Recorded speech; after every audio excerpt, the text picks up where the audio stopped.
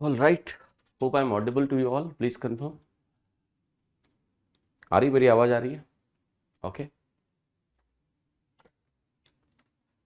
तो नए सप्ताह की शुरुआत कर रहे हैं आज हम लोग.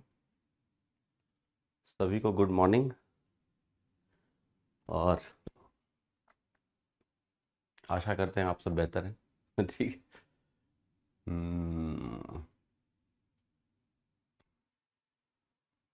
ऑलराइट. सो तबीयत अभी ठीक है, बेहतर है पहली बात. और दूसरा, बेहतर का मतलब 100% अभी ठीक नहीं है. अभी थोड़ी आवाज़ में आपको प्रॉब्लम नज़र आ रही होगी. और पोस्ट जो इफेक्ट होता है ना, वीकनेस, वो है. But still I am pretty much feeling good. Classes का लोड भी कम है क्योंकि 2 ही क्लासेस हैं, आपकी और शाम की.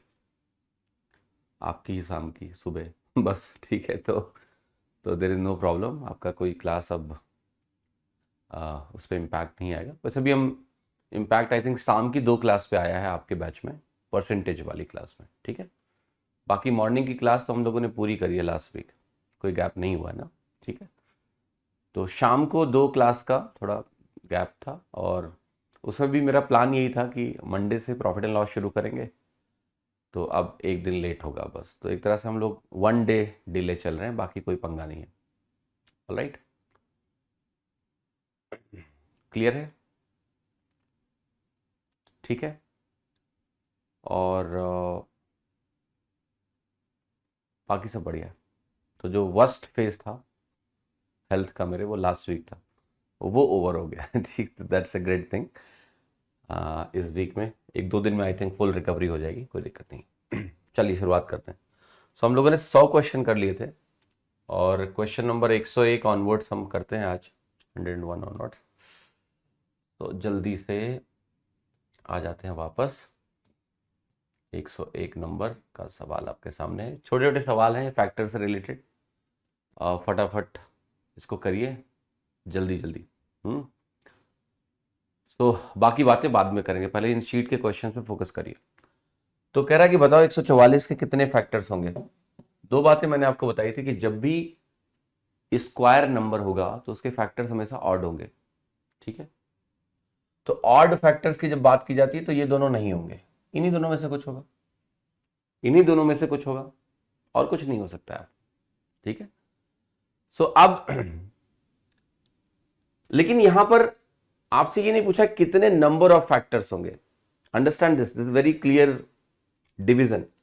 तो ये जो हम रिजेक्शन करते हैं, ये एक तरह से आपका रिवीजन हो गया कि टोटल नंबर ऑफ फैक्टर्स पूछे जाते तो ऑड नंबर ऑफ फैक्टर्स होते. ओके. लेकिन यहां पर आपको क्या करना है, यहां पर आपको टोटल नंबर ऑफ फैक्टर्स के बारे में नहीं पूछा गया, सम पूछा गया. तो सम निकालने का जो प्रोसेस है वो आपको लगाना पड़ेगा. सबसे पहले प्राइम फैक्टराइजेशन करो आप. तो आप कहोगे ये जो वैल्यू होती है 16 इंटू 9 होती है, तो 2 की पावर 4 इंटू 3 स्क्वायर बनता है यहाँ पर. ठीक है. ये हो गया आपका 16 इंटू 9. और उसके बाद जब आप सम निकालने जाओगे तो आपको पता है यहां 2 की पावर 0, 2 की पावर 1 से लेके हम 2 की पावर 4 तक लिखते हैं. यहां पर आप 3 की पावर 0 और 3 की पावर 1 और 3 की पावर 2 लिखते हो. ये जो वैल्यू आपकी कैलकुलेट होकर आती है वो 31 आती है ना. ये 2 की पावर 5 -1 होता है. इसका मैंने एक फॉर्मूला भी आपको बताया था. ये जो वैल्यू आपकी है, जहां पर आपको ज्ञान दिया हुआ है कि 3 की पावर 0 है, 3 की पावर 1 है, 3 की पावर 2 है, तो 9 3 12 1 13 हो गया ये. अब ये जो वैल्यू आपकी कैलकुलेट होके आई, ये वैल्यू कितनी आई? 13 इंटू 3, 390 प्लस 13 आपका कितना आया? 403.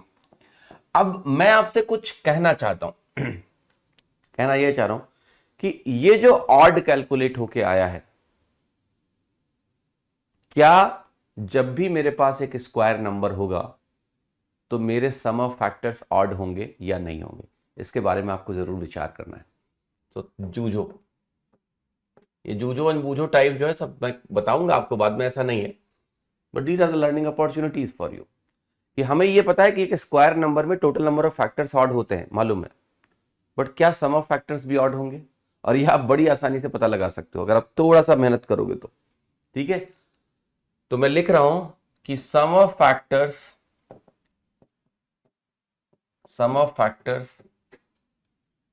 Of n square where n is an integer,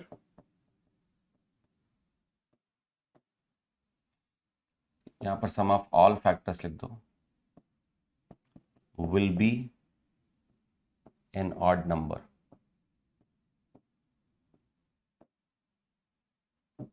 ये जो स्टेटमेंट आपके सामने मैंने लिखा है basically true and false and जूझो एंड बूझो, ट्राई इट आउट प्लीज। बहुत ही इंटरेस्टिंग है ये, बहुत ही इंटरेस्टिंग, ये आपके विचारों को विकसित करेगा। आंसर तो यहां गया बट इसके बारे में सोचना है आपको। क्वेश्चन नंबर 102, अर्जुन बनना है ना तुमको, तो ये जूझो एंड बूझो चीजें जो है वो अर्जुन बनने के लिए, ठीक है, भोकाली बना दूंगा तुमको, सोच के आना। What is the sum of all the factors of this number, 2450 के जो सम ऑफ फैक्टर्स होंगे वो क्या होंगे।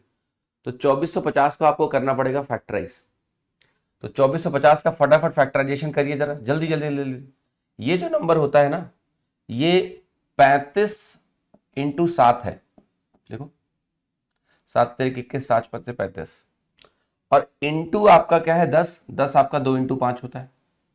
तो आप कहोगे ये वैल्यू जो मेरी बनी 2 इंटू 1, 5 यहां से निकल के आएगा तो ये हो जाएगा 5 का स्क्वायर, एक 7 यहां से निकल के आएगा तो ये बनेगा 7 का स्क्वायर, राइट।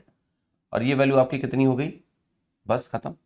इसको हम ऐसे भी देख सकते थे कि ये नंबर जो 245 होता है ना, ये आपका 49 इंटू 5 होता है।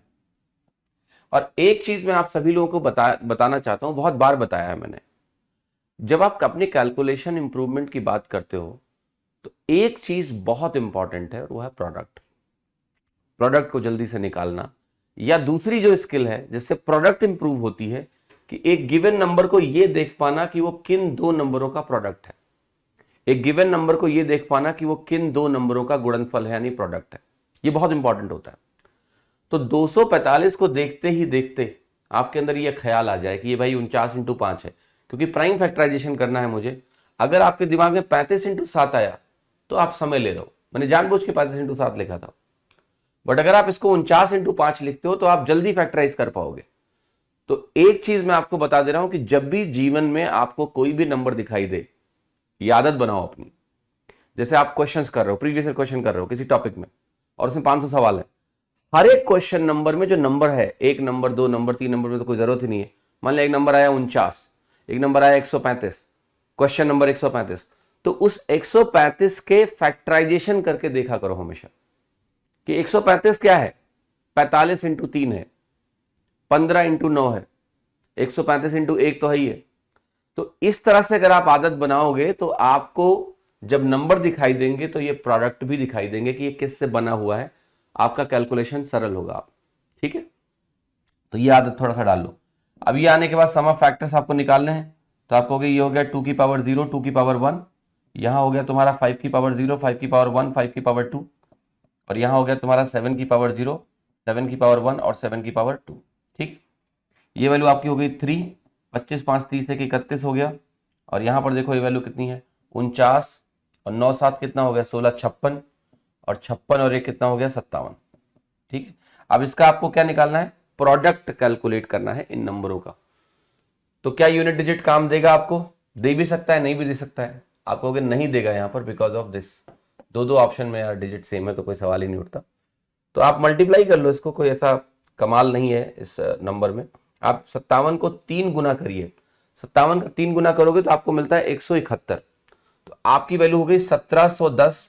मैं पहले ये कर रहा हूं 57 इंटू 30, फिर 57 इंटू 1, तो ये आ गया 1767।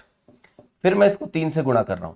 अब आपको पता है आपकी वैल्यू जो है वो अंत में 1 देने वाली है और 5000 से बड़ी है, क्योंकि 17 इंटू 3 क्या होता है 51 होता है, तो 1700 इंटू 3 5100 हो गया। तो डेफिनेटली अंत में 1 है और 5100 से बड़ा है, तो ए ऑप्शन है। लेकिन अब एग्जैक्ट निकालना तो निकाल लो, 67 इंटू 3 क्या होता है, आपको अगर 67 इंटू 3 करेंगे तो 60 इंटू 3 180 होता है, 7 इंटू 3 क्या होता है, तो ये वैल्यू आपकी हो जाती है 201, 201। तो 5100 में 201 जुड़ेगा तो ये वैल्यू आ जाएगी 5301। तो ये जो तरीका कैलकुलेशन का मैं आपको बता रहा हूं, मेंटली करने का तरीका यही है कि आप इसको ब्रेक करके करिए 17 इंटू 3, और फिर आप करिए कि भाई 67 इंटू 3 है। बाकी अप्रॉक्सीमेट करके देखो, हमेशा यूनिट डिजिट अकेले काम नहीं करेगी, आपको अप्रॉक्सीमेट करके नंबर्स को देखना पड़ेगा कि कहां जा सकते हैं। जैसे दूसरा तरीका बताता हूं मैं आपको। एक बेस लेवल अप्रोक्सीमेशन होता है। बेस लेवल अप्रोक्सीमेशन का मतलब ये होता है ये 7 भूल जाएंगे, ये 1 भूल जाएंगे, और फिर ये नंबर क्या मिलेगा 50 इंटू 30 इंटू 3, 4500 मिला।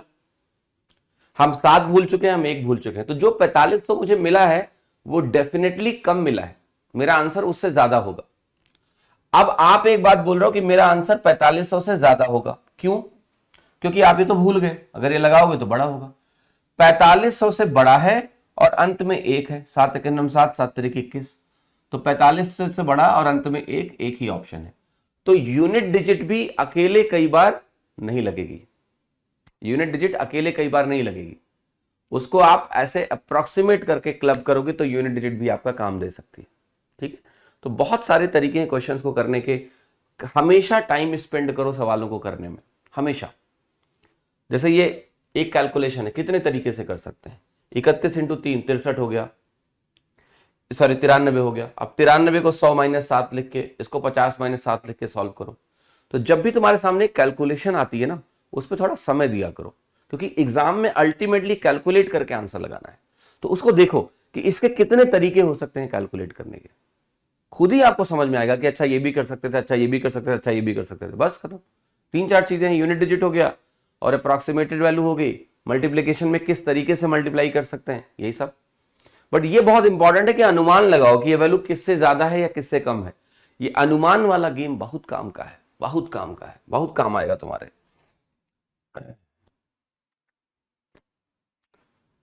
सम ऑफ ऑड फैक्टर निकालना है आपको 544 के, 544 के सम ऑफ ऑड फैक्टर्स। ओके, अब देखिए ध्यान से, 544 को आप सबसे पहले क्या लिखोगे, क्या ये 16 से डिवाइड हो रहा है? यस, 16 से डिवाइड इसलिए हो रहा है क्योंकि ये वैल्यू जो है ना 480 16 से डिवाइड होती है, और प्लस ये 64 है, तो ये साफ साफ मुझे दिख रहा है कि 16 से डिवाइड हो रहा है। ठीक है, तो 16 से डिवाइड करोगे तो 16 तो ऐसे ही निकल गया, उसके बाद देखो ये 16 3 48 और 16 चौके 64 है। फिर आप कहोगे यार ये तो फिर से इसमें 2 बाहर आएगा, एक्चुअली में 32 से डिवाइड हो रहा है। यस, तो 2 की पावर 5 इंटू 17 आपका बन गया।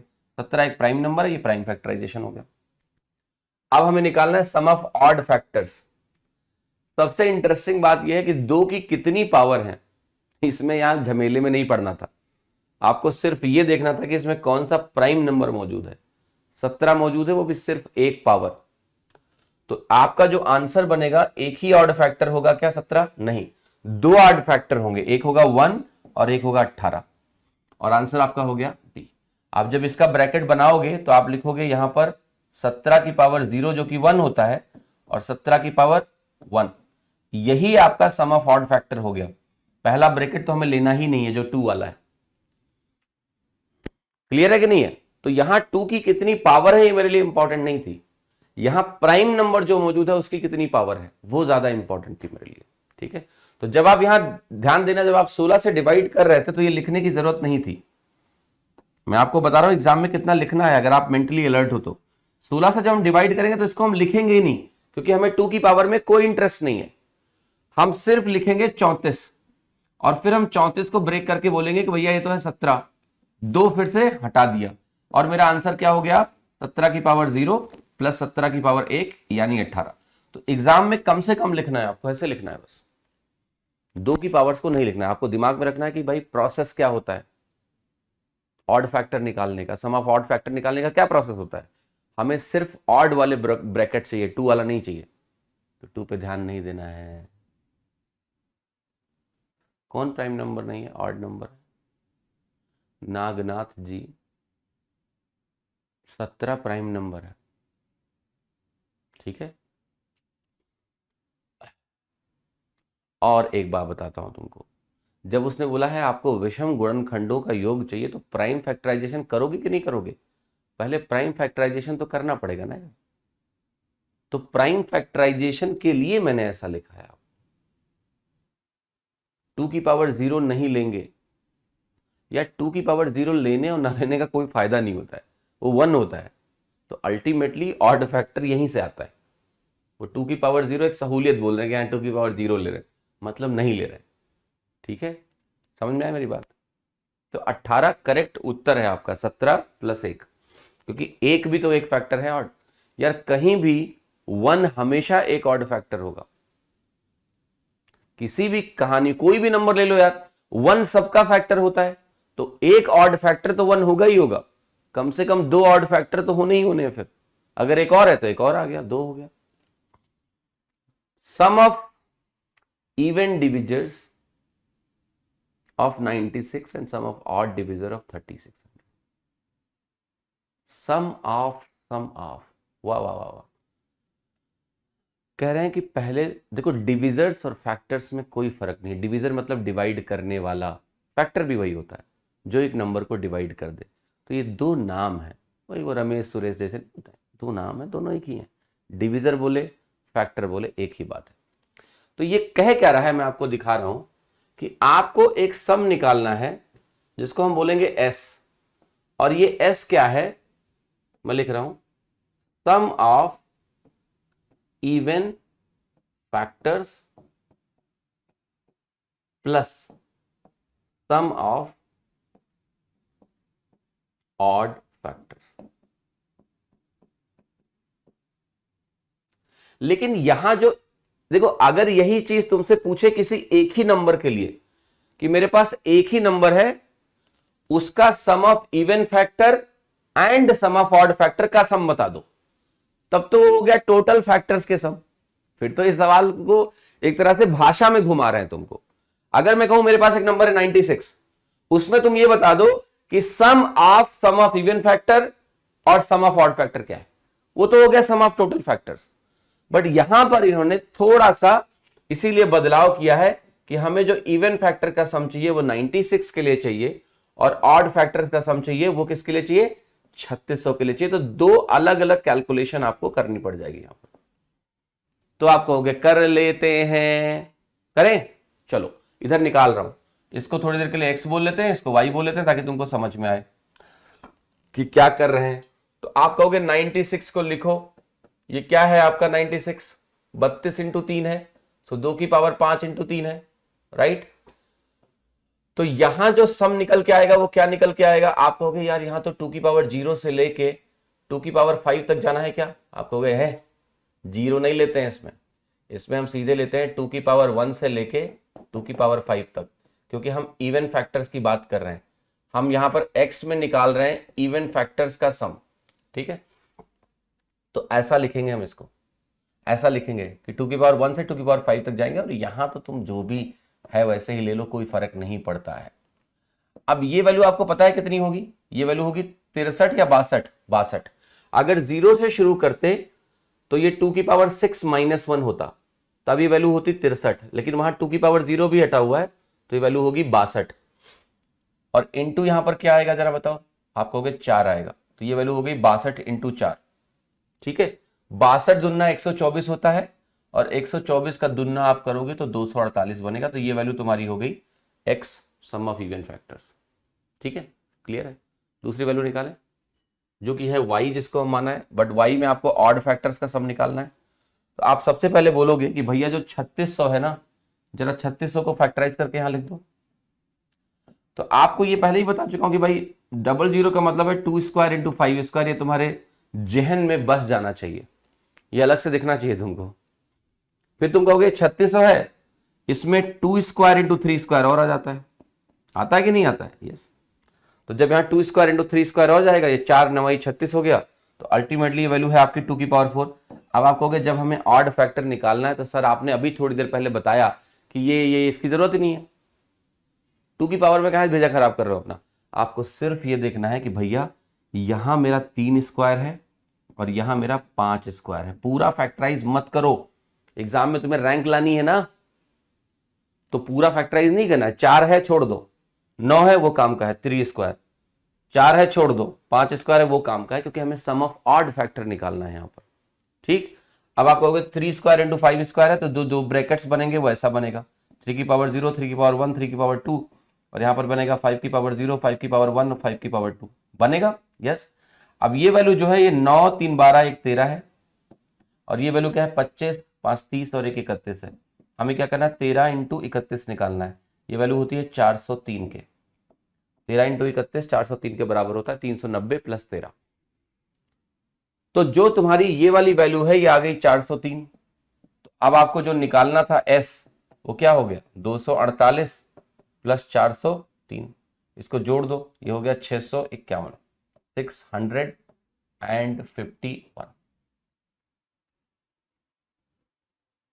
Done done done done done done done done, खत्म हो गया सब। 105 कह रहा है प्रोडक्ट ऑफ ऑल फैक्टर्स चाहिए मुझे 1001 के। ओके 1001। तो जो 1001 आपके पास है वो क्या है 7 इंटू 11 इंटू 13, पहली बात। तो जब आप इसके नंबर ऑफ फैक्टर्स निकालने जाओगे कि इसके कुल कितने फैक्टर्स होंगे, तो वो फैक्टर्स होंगे 2 into 2 into 2, 1 plus 1 1 plus 1 1 plus 1, यानी 8 फैक्टर बने टोटल।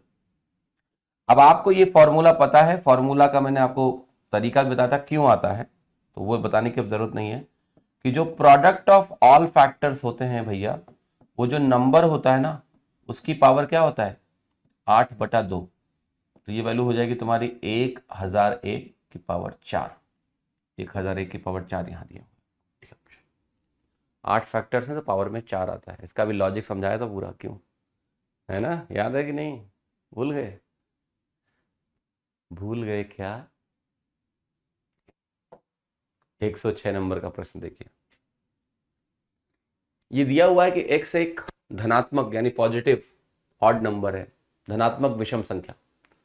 आपको मैक्सिमम वैल्यू बतानी है m की इस एक्सप्रेशन में जो इस प्रकार से व्यक्त की गई है। तो x क्या है सबसे बड़ी संभव विषम संख्या। अब आप एक बात बताओ कि जब हम एक फैक्टोरियल को प्राइम फैक्टराइजेशन करेंगे तो क्या होगा, तो एक 2 की पावर वाला बनेगा, बाकी सारे ऑड नंबर की पावर्स बनेंगे। तो ये जो x है ये क्या है, ये x कह रहा है कि भैया जो 3 की पावर वाली चीज है, जो 5 की पावर वाली चीज है, जो 7 की पावर वाली चीज है, उन सबका कॉम्बिनेशन है यहां पर, क्योंकि इनका प्रोडक्ट ऑड नंबर ही देगा। तो 3 की पावर मान लिया 10 है, ठीक है, 5 की पावर 20 है, इन सबको कंबाइन करोगे ना तो सबसे बड़ा ऑड नंबर मिलेगा। अब अच्छी बात यह है कि तुम्हें इसके पीछे नहीं पड़ना है, एक्स के पीछे पड़ना है क्या, एक्स है भाई छोड़ दो, सवाल में ये निकालना है। तो आप कहोगे जितना 2 की पावर है वो सब यहां निकालना है हमको। तो हमें प्राइम फैक्टराइजेशन में 2 की कितनी पावर मौजूद है वही निकाल के m बता देना है, x का पीछा नहीं करना है, उसको अपनी जिंदगी जीने दो, ठीक है। चलें आगे बढ़े, तो निकाल लो यार बस। 150 फैक्टोरियल में x की वैल्यू क्या होगी, 2 की पावर m क्या होगा। तो अगर ये 2 की पावर m है इंटू x है, जो कि हमें पता है कि कंबिनेशन ऑफ बाकी पावर्स का है, तो हमें ये निकालना है m कितना है। तो आपको पता है आप कैसे करते हो, 150 होता है, उसको सबसे पहले 2 से डिवाइड करते हैं, 75 आता है, 75 को 2 से डिवाइड करेंगे 37 आ जाएगा, 37 दशमलव कुछ आएगा उसको 37 लिखते हैं। फिर ये वैल्यू 18 हो जाएगी, 18 को करेंगे 9 होगी, 9 से 4.5 होगा, 4 लिखेंगे, फिर 2 लिखेंगे, फिर 1 लिखेंगे। तो ये टोटल आप कर लो, आपकी वैल्यू यहां से कैलकुलेट होके आ जाएगी। ये 112 हो गया, 130, 143 और 3 146 आ रहा है, ये ऑप्शन 145 आ रहा है, 146 आ रहा है, 112, 130, 13, 143 और 3 146 आ रहा है। 146 is the answer. 145 Prince Kumar अगर आपने लिखा है तो तुम्हारा थोड़ा सा मन एक्स के साथ चला गया है, एक पावर 2 की तुमने वहां दे दी है। मत करो ऐसा, ऐसा कतई ना करे। ये 7 कैसे आया, कहां 7 कैसे आया, कौन सा 7, पिछले क्वेश्चन में फैक्टराइजेशन है यार, 7 11 13 का। पांडे जी सही सोच रहे हो लग रहा है, पर इधर आ जाओ ठीक है। 146 समझे कि नहीं, यस आगे बढ़े। अगला प्रश्न देखते हैं। कहां 7 आएगा? ये 7 वाला क्या चल रहा है खेल? कुछ मिस हुआ है तो बता देना मुझे। हम लिख रहे हैं 3 के मल्टीपल 111 से 324 तक का। कितनी बार हम 3 लिखेंगे?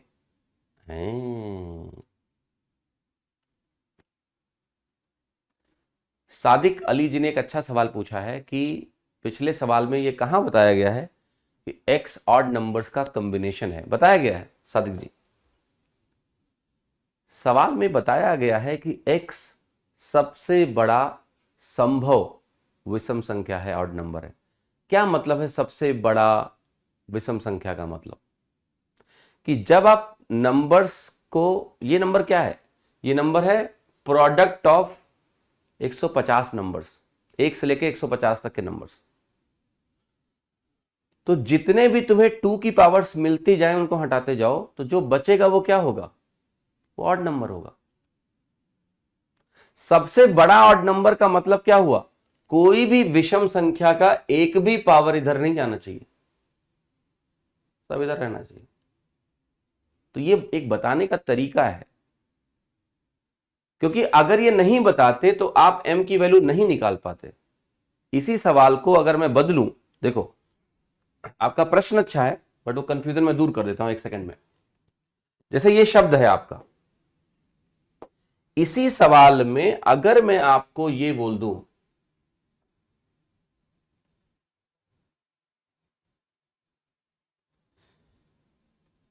सिर्फ ये बोलूं, ओके, कि x एक पॉजिटिव ऑड नंबर है, find the maximum value of m in the expression which is expressed is 150 factorial. Okay, अब ये जो मैक्सिमम शब्द है, मान लिया ये ना लिखूं मैं, तो क्या आपके सवाल में कोई बदलाव आएगा? उत्तर आएगा कि नहीं आएगा? हाँ या ना में जवाब दो। अगर यहां से मैं मैक्सिमम शब्द हटा दूं तो क्या तुम्हारा आंसर आएगा कि नहीं आएगा?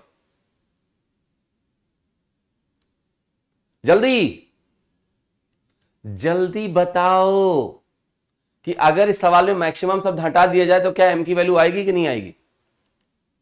m की वैल्यू निकलेगी कि नहीं निकलेगी? राइट, m की वैल्यू तब भी यही आएगी क्योंकि m की मैक्सिमम वैल्यू मुझे निकालनी है, तो m यानी 2 यहां पेनिट्रेट नहीं कर सकता। और x अभी भी ऑड नंबर दिया हुआ है, x अभी भी ऑड नंबर दिया हुआ है। नहीं नहीं नहीं, तब भी आंसर आ जाएगा। समझो मेरी बात को,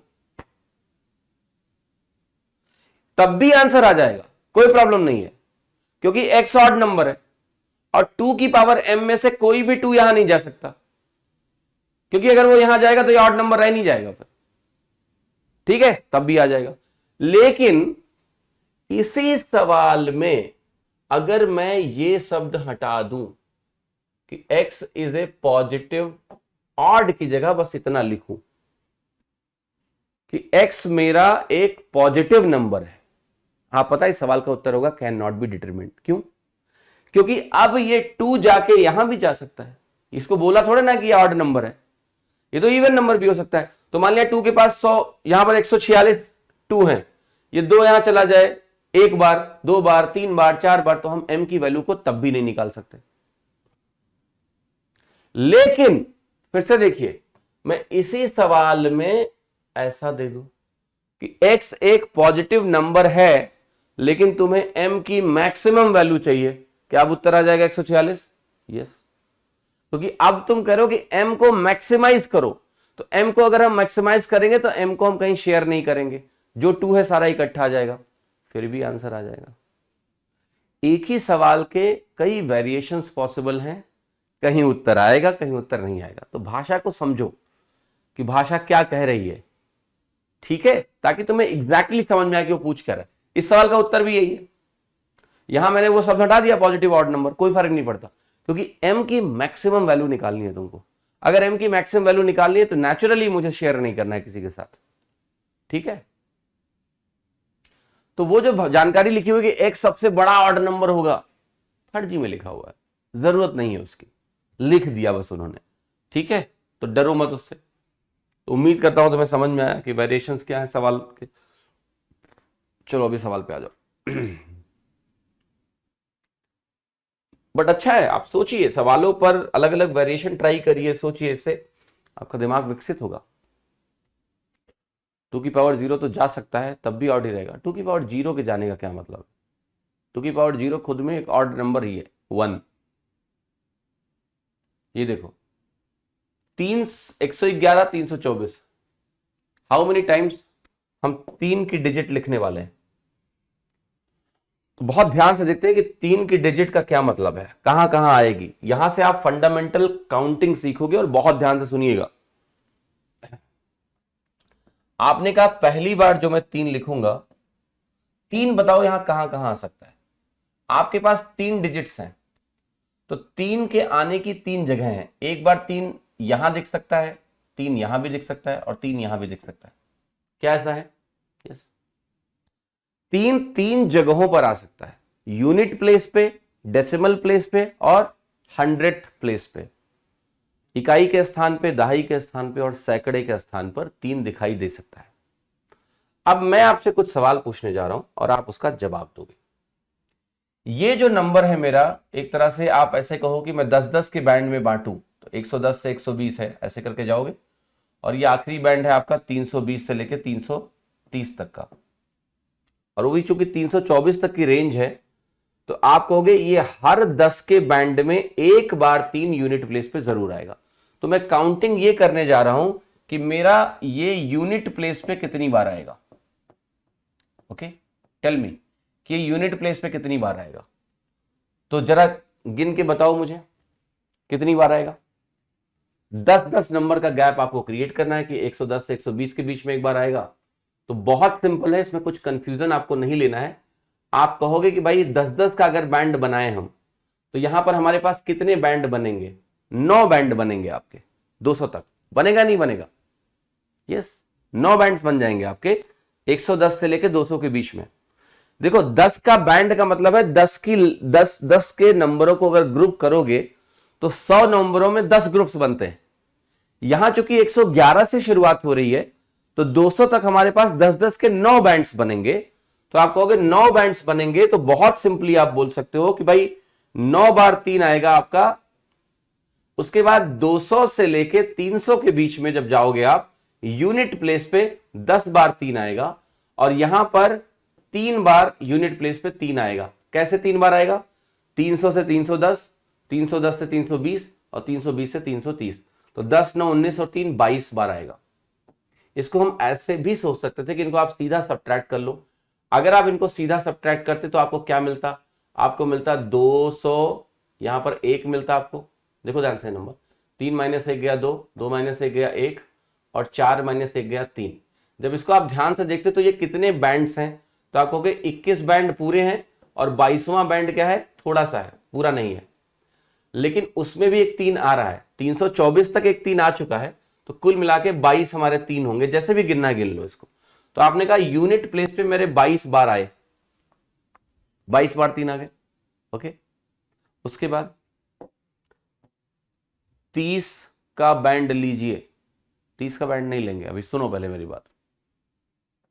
just listen to me what I am trying to tell you sir. उसके बाद आप जाइए और आप कहिए 10th प्लेस पे बात करेंगे हम। 10, जो 10वां स्थान है जिसको हम बोलते हैं 10th प्लेस, यहां पर कितनी बार आएंगे? 3। आप कहोगे हर 100 नंबरों में 10th प्लेस पे 3 एक ही बार आता है। आता है कि नहीं आता है? 100 नंबर ले लो, 10th प्लेस पे 3 कितनी बार आएगा? एक बार। पगलेटी वाला काम मत करो।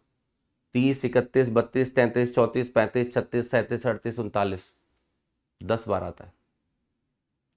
10 बार आता है 3, ठीक है? कोई भी नंबर 10 बार आएगा, तो यहां आप कहोगे ये 10 बार आएगा, ठीक है?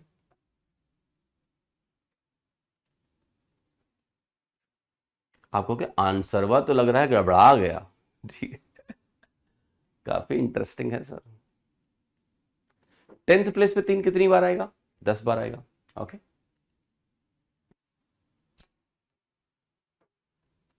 लेकिन अभी आपको रुकना है, मैं वहां भी आऊंगा कहां रुकना है। पहले मैं आपको काउंटिंग का प्रिंसिपल समझा रहा हूं। सवाल डिफरेंट है, सवाल में सिर्फ 3 के मल्टीपल की बात करनी है। सवाल बहुत आसान है, मैं आपको पहले ऐसे ही काउंटिंग सिखा रहा हूं, ठीक है। हम नॉर्मली नंबरों की बात कर रहे हैं, मल्टीपल को बाद में देखेंगे, अभी मल्टीपल में मत जाओ। अभी आप डिजिट काउंटिंग का कॉन्सेप्ट पहले सीखो, फिर हम नंबरों पे आएंगे, सवाल लगा देंगे। फिर जो आपका नंबर है टेंस प्लेस के बाद, वो है आपका हंड्रेड्स प्लेस।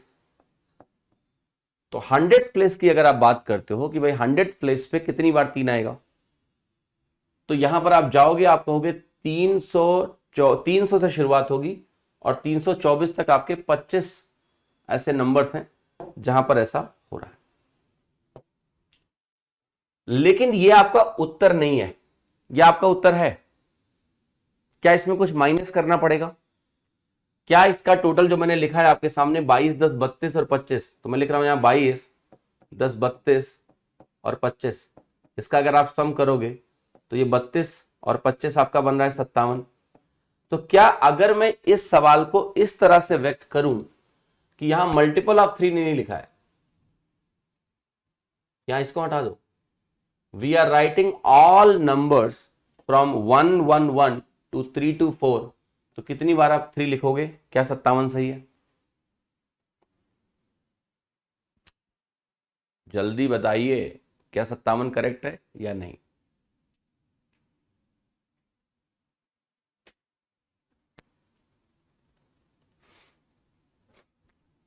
जल्दी कौन बताएगा? ये गलत है। क्यों? क्योंकि ये जो आपने लिखा कि टेंस प्लेस में 10 बार आएगा, ये 100 से 200 के बीच में ठीक है, बट 200 से 300 के बीच में भी तो आएगा। हाँ, 300 से 400 की जो रेंज है वो उसमें नहीं आएगा, क्योंकि वो नंबर ही 324 पे खत्म हो रहा है। तो यहां पर जब आप इसको लिखोगे तो यहां 2 से इसको मल्टीप्लाई करना पड़ेगा और आपका आंसर क्या आ जाएगा? 67। बट चूंकि इसने बोला है कितनी बार 3 लिखा जाएगा, ये तरीका है कैलकुलेट करने का। यार मल्टीपल पे बाद में आएंगे, मल्टीपल बहुत छोटी चीज है, वहां तो लिमिटेड ऑप्शंस है, कर देंगे वो। पहले आपको मैं बता रहा हूं कि 111 से 324 तक कितनी बार 3 आएगा, टोटल कितनी बार लिखा जाएगा, तो वो कैलकुलेशन का तरीका ही है। तो ये आंसर आपका हुआ। ओके, टेंस में रिपीट हुआ है। तौफिक जी फिर से समझाता हूं, यहां रेपिटेशन का गेम है ही नहीं है। यहां उसने ये नहीं बोला है कि एक ही नंबर में 3 को अगर आपने 2 बार लिखा है तो उसको काउंट नहीं करोगे। किसने बोला? 3 कितनी बार लिखोगे हमने सबको काउंट कर लिया। हम यूनिट प्लेस पे कितनी बार लिखेंगे, हम टेंस प्लेस पे कितनी बार लिखेंगे, हम हंड्रेड प्लेस पे कितनी बार लिखेंगे, तो सब काउंट हो गया ना। इसमें कोई डबल काउंटिंग नहीं है, सारे काउंट हो गए। देखिए, सबसे पहली बात, काउंटिंग का लॉजिक अगर क्लियर करना है तो इसको पहले समझो। रटने पे विश्वास मत रखो। जो रटने वाले सवाल होते हैं ना कि 1 से 100 तक कितनी बार आएगा, वो मैं बता दूंगा बाद में आपको। बट जहां पर सवाल इस तरह का आएगा कि बीच बीच में नंबर उठा के दे दिया, आप नहीं कर पाओगे उन सवालों को।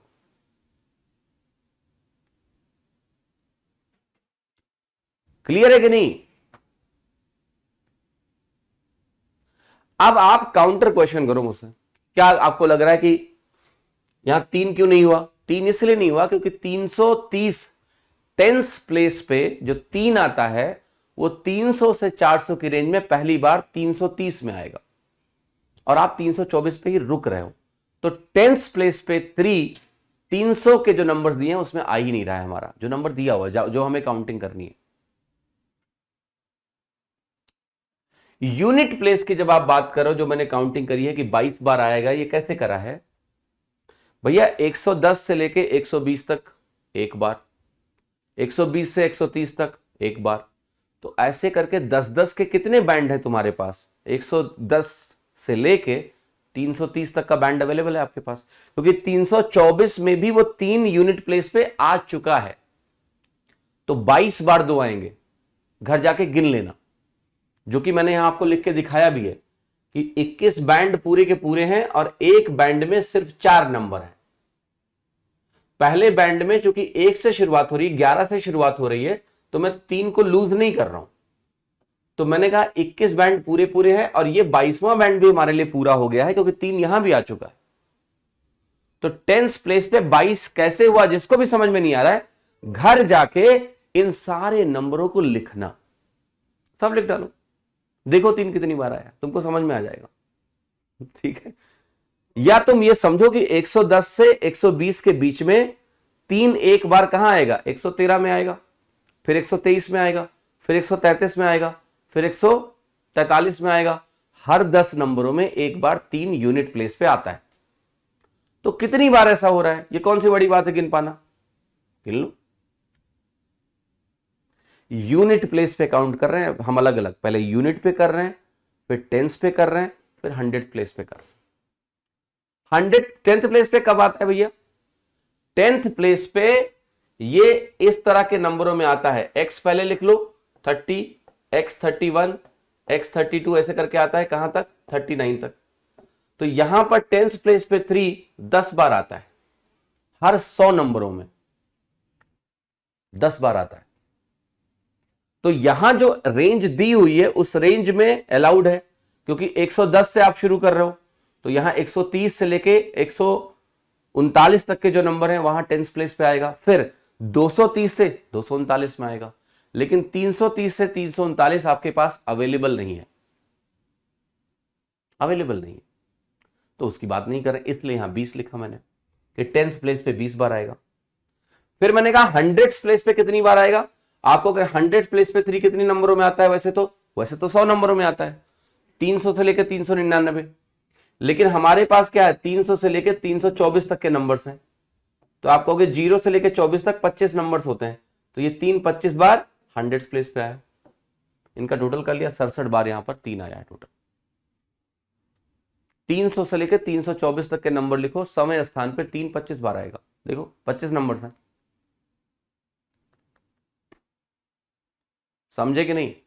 तो देखो रटो कुछ भी नहीं, क्योंकि जहां तुमने रटा तुमने अंडरस्टैंडिंग लूज कर दी। तो मे भी एक पर्टिकुलर टाइप का सवाल आप रट के कर लोगे, बट एग्जामिनर गेम खेल सकता है तुम्हारे साथ, बीच से सवाल शुरू कर दिया, ऐसे बिना समझे नहीं कर सकते इन सवालों को। तो समझिए, अब मैं इस सवाल पे आता हूं जो मल्टीपल वाला क्वेश्चन था। ये छोटा सवाल है, काफी छोटा सवाल है कंपैरिजन टू जो आपने किया है, बट एनालिसिस यहां भी है। तो एनालिसिस जब तक नहीं सीखोगे तब तक ये सवाल नहीं हो सकता तुम्हारे साथ।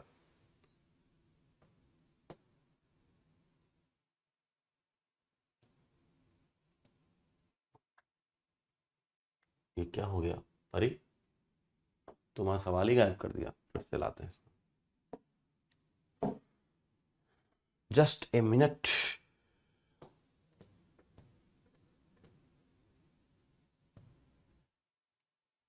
अब आते हैं इस ओरिजिनल क्वेश्चन पे जहां पर बात की गई है कुछ मल्टीपल्स की। तो देखते हैं,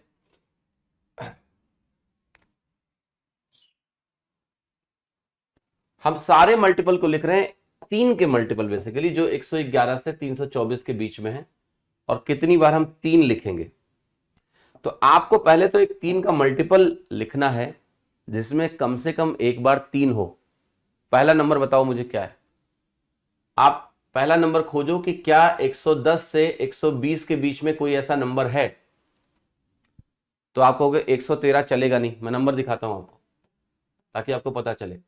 इसको x लिखा हमने, यहां 1 से 3 के बीच में हम जरा खोजबीन कर रहे हैं, मतलब 111 से लेके 100 उस तक जाना चाहते हैं। एक जो नंबर है वो 3 का मल्टीपल हमें चाहिए, ठीक है, 3 का मल्टीपल चाहिए लेट्स से, और डिजिट भी उसमें 3 हो। तो हमने क्या किया, यूनिट प्लेस पे 3 डाल दिया थोड़ी देर के लिए, और यूनिट प्लेस पे हम 3 डाल के खोजना चाह रहे हैं कि ऐसे कितने नंबर होंगे। तो आप कहोगे यहां पर आप a लिखो और यहां पर आप b लिखो और यहां आप 3 लिखो। तो आप कहोगे मेरा जो a प्लस बी है प्लस 3 है ये 3 के टाइप का होना चाहिए। तो आप कहोगे a प्लस बी आपका क्या क्या हो सकता है, आप कहोगे 3 हो सकता है, क्या a प्लस बी 6 हो सकता है, यस। लेकिन आप संभावनाएं जब लिखोगे तो आपको बहुत सारी संभावनाएं दिखती जा रही है कि a प्लस बी 9 भी हो सकता है, a प्लस बी 12 भी हो सकता है, काइंड ऑफ। अब हमें a और b की डिफरेंट वैल्यूज सोचनी पड़ेंगी, और यहां मामला गड़बड़ हो जाएगा, बहुत कॉम्प्लेक्स हो जाएगा आपके लिए इस तरह से करना कि a प्लस बी ऐसा हो। तो हमें थोड़ा सा डायरेक्ट कैलकुलेशन के रूट में जाना है, वो थोड़ा ज्यादा सरल पड़ेगा आपको। आप वो पहला नंबर लिखो हमेशा जहां ऐसा हो रहा है। आप पहला नंबर खोजिए, जरा बताइए जहां पर 3 आ रहा है और वो नंबर मल्टीपल हो। तो देखो ध्यान से, ये 3 है, इसके बाद इसमें 3 और जोड़ो, भाई ये नंबर 111 जो है ना, बहुत ध्यान से देखिएगा, ये 3 का मल्टीपल है, 37 इंटू 3 है। तो अगला मल्टीपल 3 जोड़ने से आएगा। 114 उसमें कोई 3 नहीं है, 117 कोई 3 नहीं है, 120 में कोई 3 नहीं है, तो मैं लिख रहा हूं 114 अगला नंबर है, 117 अगला नंबर है, 120 अगला नंबर है, 123 अगला नंबर है। ये वो पहला नंबर तुम्हें मिला जिसमें एक बार 3 है और साथ ही साथ ये नंबर 3 का मल्टीपल है। ये पहला नंबर है, ये बहुत इंपॉर्टेंट होता है नंबर, इसको सबसे पहले अलग से लिखो। एक ब्रेक थ्रू तुम्हें मिला कि तुमने वो पहला नंबर खोज लिया, 1 2 3। अब अच्छी बात पता है क्या आपको? अच्छी बात यह है, अब हम कुछ ऐसे नंबरों को तुरंत खोज सकते हैं जो 3 के मल्टीपल हो, और ये मैं आपको सिखा चुका हूं। यूनिट प्लेस पे जब भी 3 होता है और मुझे वो 3 मान लिया चेंज नहीं करना है, तो बताओ 3 का कौन सा ऐसा मल्टीपल होगा जो अंत में 0 देता है? आप कहोगे 30। 3 इंटू 10 आपको 30 देता है कि नहीं देता है? यस। तो अगर वो 30 देता है तो जब जब तुम इसमें 30 ऐड करते जाओगे, आप देख रहे हो क्या हो रहा है, आपको जो भी नंबर मिलेगा उसके अंत में 3 होगा और वो 3 से डिवाइड भी हो जाएगा। तो यूनिट प्लेस पे कितनी बार 3 आ रहा है अगर आपको ये पता करना है, तो अब आपको 30 ऐड करते जाना है। तो बेसिकली 30 के बैंड में आपको नंबर्स मिलते जाएंगे। मतलब मेरा कहने का मतलब है 120 से 150 के बीच में एक नंबर, 150 से 180 के बीच में दूसरा नंबर। तो आपको 30 के बैंड खोजने हैं, मेरे पास कितने मौजूद हैं, राइट? एग्जाम में आएगा तो क्वेश्चन दिमाग खराब कर देगा। मैंने फिर से बोला है कि एग्जाम में मत बैठा करो तुरंत ही प्रिंस बाबू। नाम तुम्हारा है राजकुमार, हरकतें तुम्हारी कैसी हैं जरा देखो। एग्जाम में आए तो एक क्वेश्चन दिमाग खराब कर देगा। You can not prepare like this man, please. सवाल को पहली बार समझने में वक्त लगता है, तुमको चलने में जरा जाके पूछना अपने पापा से कितना टाइम लगा था। पापा कहेंगे पगलवा दिया था तुमने, 1 साल लगे थे तुमको, तब तुम चलना सीख पाए थे। तुम्हारे दांत तुरंत नहीं निकल आए थे, पैदा होने के 9-10 महीने बाद दांत निकलते हैं। एटीट्यूड देखो, तुरंत ही रोने लगते हैं बैठ के। मुझे गुस्सा आती है ऐसे बच्चों पे, बहुत सुप्रीम, पिटाई कर दूं सामने हो तो आप सीरियसली। सीखने के बजाय आपका ध्यान है एग्जाम में आएगा तो मेरा दिमाग खराब हो जाएगा। मत दो एग्जाम, दिमाग ही अच्छा रखो अपना। एटीट्यूड नहीं है तुम्हारे अंदर रैंक लाने का, नहीं होगा ऐसे तो भैया एग्जाम। बोल रहा हूं, कड़वा बोल रहा हूं आज की सुधर जाओ। 5 महीने हैं तुम्हारे पास, 4 महीने, जो भी, एटीट्यूड सुधार लो। चीजों को समझाने में वक्त लगता है, गला फाड़ के इसीलिए समझा रहा हूं कि तुम्हें समझ में आ जाएगा तो तुम्हारा राह आसान हो जाएगा आगे। तुम एग्जाम में तुरंत पहुंच जाते हो, एग्जाम में जाएंगे तो दिमाग खराब हो जाएगा, सवाल आ जाएगा तो सॉरी। पहले पूरा समझ लो, फिर देखो सवाल क्या वाकई में इतना बड़ा है, नहीं है। समझाने में वक्त लगता है, सिखाऊंगा, समय लगेगा थोड़ा सा ठीक है। तो हर 30 के जोड़ने पे आपको पता है कि नंबर्स मुझे मिलते जाएंगे, और वो जो नंबर्स होंगे उन नंबरों के यूनिट डिजिट में 3 आएगा। अब ऐसे कितने नंबर हैं जरा बताओ। अगर आपको काउंटिंग करनी है इसकी तो आप कहोगे मैं जरा बैंड खोज लेता हूं, 30 के कितने बैंड बनेंगे, और उसके हिसाब से आपकी कैलकुलेशन हो जाएगी। तो मैं सारे नंबरों को पहले लिखता हूं, फिर मैं बताता हूं इनको कैसे हम जल्दी लिख सकते हैं, थोड़ा सा समय कैसे बचा सकते हैं। 183 हो गया आपका, यहां पर आपका नंबर कैलकुलेट होकर आएगा 213, यहां पर नंबर आएगा 243। क्लास में जो भी लोग आते हो आप सीखने आओ, आप ज्ञान देने मत आओ कि एग्जाम में आएगा तो दिमाग खराब हो जाएगा। सीखने आते हो तो आओ, वरना मत आओ, ठीक है। ये वो नंबर्स मैंने आपके सामने लिख दिए जो 30 के बैंड में है। 1 2 3 4 5 6 7, 7 नंबर्स मिले आपको। करेक्ट और नॉट? यस।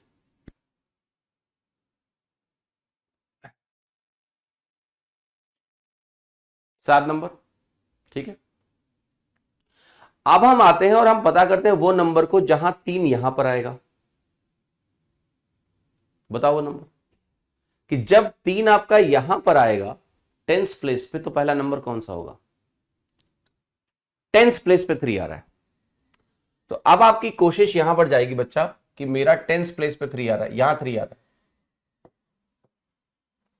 तो आप कहोगे ऐसा कोई भी नंबर जो टेंस प्लेस पे मुझे 3 दे रहा है और वो सम ऑफ डिजिट्स मुझे 6 दे दे, आपको कुछ नहीं करना है, आपको इसी नंबर को रीअरेंज करके लिख देना है। ये 1 2 3 है, इसको आप 1 3 2 करके लिख दो, तो पहले नंबर से दूसरा नंबर क्रिएट हो गया 132। अब ऐसे कितने नंबर हैं? 132 और 135, 2 नंबर हो गए, और 138, 3 नंबर हो गए, 3 नंबर्स हुए कि नहीं हुए? यस। तो आप कहोगे मेरे को 3 नंबर और मिल गया इस प्रकार का। अब हमने क्या किया, हमने यूनिट डिजिट और हमने टेंस प्लेस दोनों का काम कर दिया। अब हमें कहां जाना है? हमें जाना है सिंपली हंड्रेड्स प्लेस पे। तो हंड्रेड प्लेस पे जब आप आओगे, जहां 3 है तो पहला नंबर क्या होगा आपका? 3, उसके बाद 0 0। ये वो पहला नंबर है जो 3 से डिवाइड होता है, फर्स्ट नंबर जो आपका 3 से डिवाइड होता है, राइट? अब आपको क्या देखना है सर? अब आपको ये देखना है कि अगला नंबर होगा 303, अगला नंबर होगा 306। तो ऐसे कितने नंबर है 324 तक? आपके 9 नंबर्स हैं, 9 numbers are there. Okay, 9 numbers है। लेकिन एक चीज का हमें बहुत विशेष ख्याल रखना पड़ेगा। जो आप 9 नंबर्स को लिख रहे हो यहां पर, आपको यह देखना है कि अगर हम टोटल करेंगे अब, तो आंसर हो गया 9 3 12 7 19। तो आपको आंसर दिख रहा है 9 3 12 7 19। बट यार हमें एक चीज का विशेष ख्याल रखना है कि क्या हमने किसी एक नंबर को 2 बार तो नहीं गिन लिया? क्या आपने किसी एक नंबर को 2 बार तो नहीं गिन लिया? 9 3 12 7 19। आप कहोगे यस, हमने एक नंबर को 2 बार गिना है और वो नंबर है हमारा 303। ये 303 ऑलरेडी गिना जा चुका है। गिना जा चुका है कि नहीं? यस। यहां पर 303 आप फिर से गिन रहे हो, तो क्या हम इस नंबर को 2 बार गिन रहे हैं? राइट, मैं भी आ रहा हूं। और क्या आपने कुछ छोड़ा हुआ है अभी? यस। वो क्या छोड़ा हुआ है कि जब हम टेंस प्लेस से वैल्यूज को देख रहे थे, तो वही चीज जो पिछले में मैंने छोड़वा दिया था तुमको, फिर बोला इंटू 2 होगा, वही काम आपको यहां भी करना पड़ेगा। सेम काम 231 के साथ भी आप करो। ये 2 के साथ जब आप करोगे ना, तो यहां भी आपके 3 नंबर्स मिलेंगे। इसको लिखने की जरूरत नहीं है, आप कहोगे सेम वे यहां भी मुझे नंबर मिलेंगे, 238 भी मिलेगा, राइट? 231 है, और सॉरी 234 और 237, 3 नंबर आपको यहां भी मिलेंगे। तो ये 3 नंबर आपने स्किप किए हैं। तो पहले तो आप कहोगे यहां पर हम 3 दूनी 6 करेंगे, तो आपका जो वैल्यू अभी कैलकुलेट होकर आ रहा है 9 6 15 7 22। पर मैं आपसे एक सवाल पूछ रहा हूं, उसका उत्तर देना सभी लोग। क्या 303 2 बार काउंट हुआ? क्या 303 2 बार काउंट हुआ? यस। तो क्या हमारा आंसर 21 होगा? इसको 2 बार कैसे गिन सकते हैं? डोनाल्ड जी, जब आप डिवाइड करते हो ना सब्ट्रैक्शन निकाल के, तो वहां पर आपके नंबर स्किप हो जाते हैं। मैंने आपको पहले भी दिखाया है कि 2 नंबरों का अंतर निकाल के जब आप डिवाइड करते हो तो जो वैल्यू आती है उससे एक ज्यादा आंसर होता है। तो वो लॉजिक मैं आपको बाद में बताऊंगा। ऐसे सीधा डिवाइड करके नहीं कर सकते हो। अभी आप इसको पहले ऐसे ही करोगे जैसा मैं सिखा रहा हूं आप, देन उसके बारे में बात करूंगा आपसे बाद में। तो मैं फिर से एक सवाल करता हूं कि क्या ये 22 आंसर है मेरा या 21 आंसर है? आंसर क्या है मेरा? आंसर मेरा यहां पर 22 ही है। क्यों? क्योंकि जब तुमने ये काउंट किया था तो तुमने यूनिट डिजिट वाला 3 काउंट किया था बस। इसको हमने 2 नंबर नहीं बोला कि 2 बार 3 आया यहां पर, नहीं। हमने बोला यूनिट डिजिट में 3 कहां कहां आएगा, तो यहां आया तो इसको 1 बार काउंट किया। फिर हमने कहा कि भैया 100th प्लेस पे 3 कहां आएगा, तो यहां इस वाले 3 को काउंट कर लिया। तो हमने कोई एक्स्ट्रा काउंटिंग नहीं करी है। आंसर बिल्कुल करेक्ट है, 22। 22 बार 3 आएगा, 22 करेक्ट है।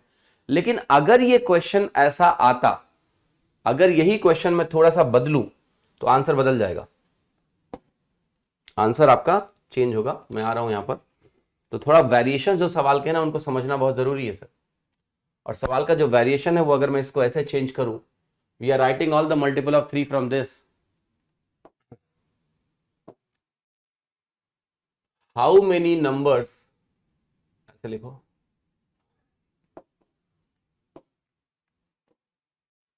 How many numbers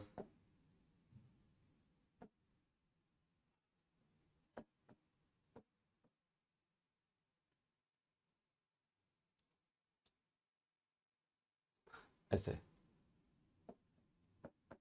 in how many numbers will be right digit 3।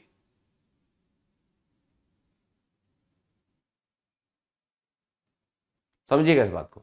अगर ये सवाल मैं ऐसे कर दूं कि हम 3 के सारे मल्टीपल को लिख रहे हैं 111 से लेकर 324 तक, और आपसे मैं ये पूछूं कि कितने नंबरों में 3 होगा, यहां पर आपने 303 को 2 बार काउंट किया है, उसको हटाना पड़ेगा एक बार, आपका आंसर 21 हो जाएगा। तो इस क्वेश्चन का आंसर 21 हो जाएगा, क्योंकि 303 को जो आपने 2 बार एज ए नंबर काउंट किया है, ये गलत किया आपने इस क्वेश्चन के हिसाब से। हम 303 में 2 डिजिट्स हैं, वो ठीक है 22 जब लगाया हमने, क्योंकि वहां सवाल ने बोला था 3 कितनी बार लिखोगे तुम, तो एक बार यूनिट प्लेस पे काउंट किया, एक बार 100 प्लेस पे काउंट किया, 303 है, ठीक है, वो 2 बार काउंट होना था, 2 बार हुआ। लेकिन जैसे ही पूछेगा कि कितने नंबर ऐसे हैं जिसमें 3 मौजूद है, आप कहोगे 303 में 2 बार 3 मौजूद है, और आपने इसको 2 बार गिना भी है, एक बार इसके साथ और एक बार इसके साथ। इसको 2 बार नहीं गिन सकते, नंबर तो एक ही है ना, तो नंबर एक है तो इसको 2 बार कैसे गिन सकते हो। ये नहीं पूछा कि कितनी बार तुमने 3 लिखा है, ये पूछ रहा है कितने नंबरों में 3 लिखना पड़ेगा। तो इसको 2 बार जो काउंट किया एक बार हटाना पड़ेगा, तो ये नंबर आपका हो जाएगा 21। तो what you need to understand is कि लैंग्वेज क्वेश्चन की क्या है, कि क्या हमसे पूछी गई है डिजिट्स कितनी बार लिखे हैं, या कितने ऐसे नंबर हैं जिसमें 3 डिजिट है। बहुत फर्क है इन सवाल में, दोनों सवाल में बहुत फर्क है। एक नंबर को 2 बार यहां नहीं गिनना है, पिछले में हमें डिजिट गिनना था, तो एक नंबर में अगर 3 बार डिजिट 3 आती है तो 3 बार गिनते, वो कोई दिक्कत नहीं है, तो आंसर होता है आपका 21। बाकी किसी भी नंबर में ऐसा नहीं हो रहा है कि है ना 3 2 बार आया हो कि हमें कोई प्रॉब्लम हो, कहीं कोई नंबर नहीं था, बस एक ही ऐसा नंबर था 303 जो ये प्रॉब्लम खड़ी कर रहा था, तो उसको हमें सब्ट्रैक्ट करना पड़ेगा। अब आता हूं मैं इस क्वेश्चन के नेचर पे। ये क्वेश्चन थोड़े टाइम टेकिंग होते हैं क्योंकि ये थिंकिंग बेस्ड क्वेश्चन है, बट काउंटिंग के क्वेश्चन एसएससी ने पूछे हैं, मैं आपको इतना बता दे रहा हूं, काउंटिंग के क्वेश्चन एसएससी ने पूछे हैं। 17 वाला जो एग्जाम हुआ था उसमें तो बेहतरीन क्वेश्चंस पूछे थे उन्होंने काउंटिंग के। ये क्वेश्चंस परमुटेशन एंड कॉम्बिनेशंस के रेंज में आते हैं, किंतु ये बहुत बेसिक काउंटिंग क्वेश्चंस हैं, ये आपके नंबर सिस्टम में बिना परमुटेशन कॉम्बिनेशन कॉन्सेप्ट के पूछे जा सकते हैं।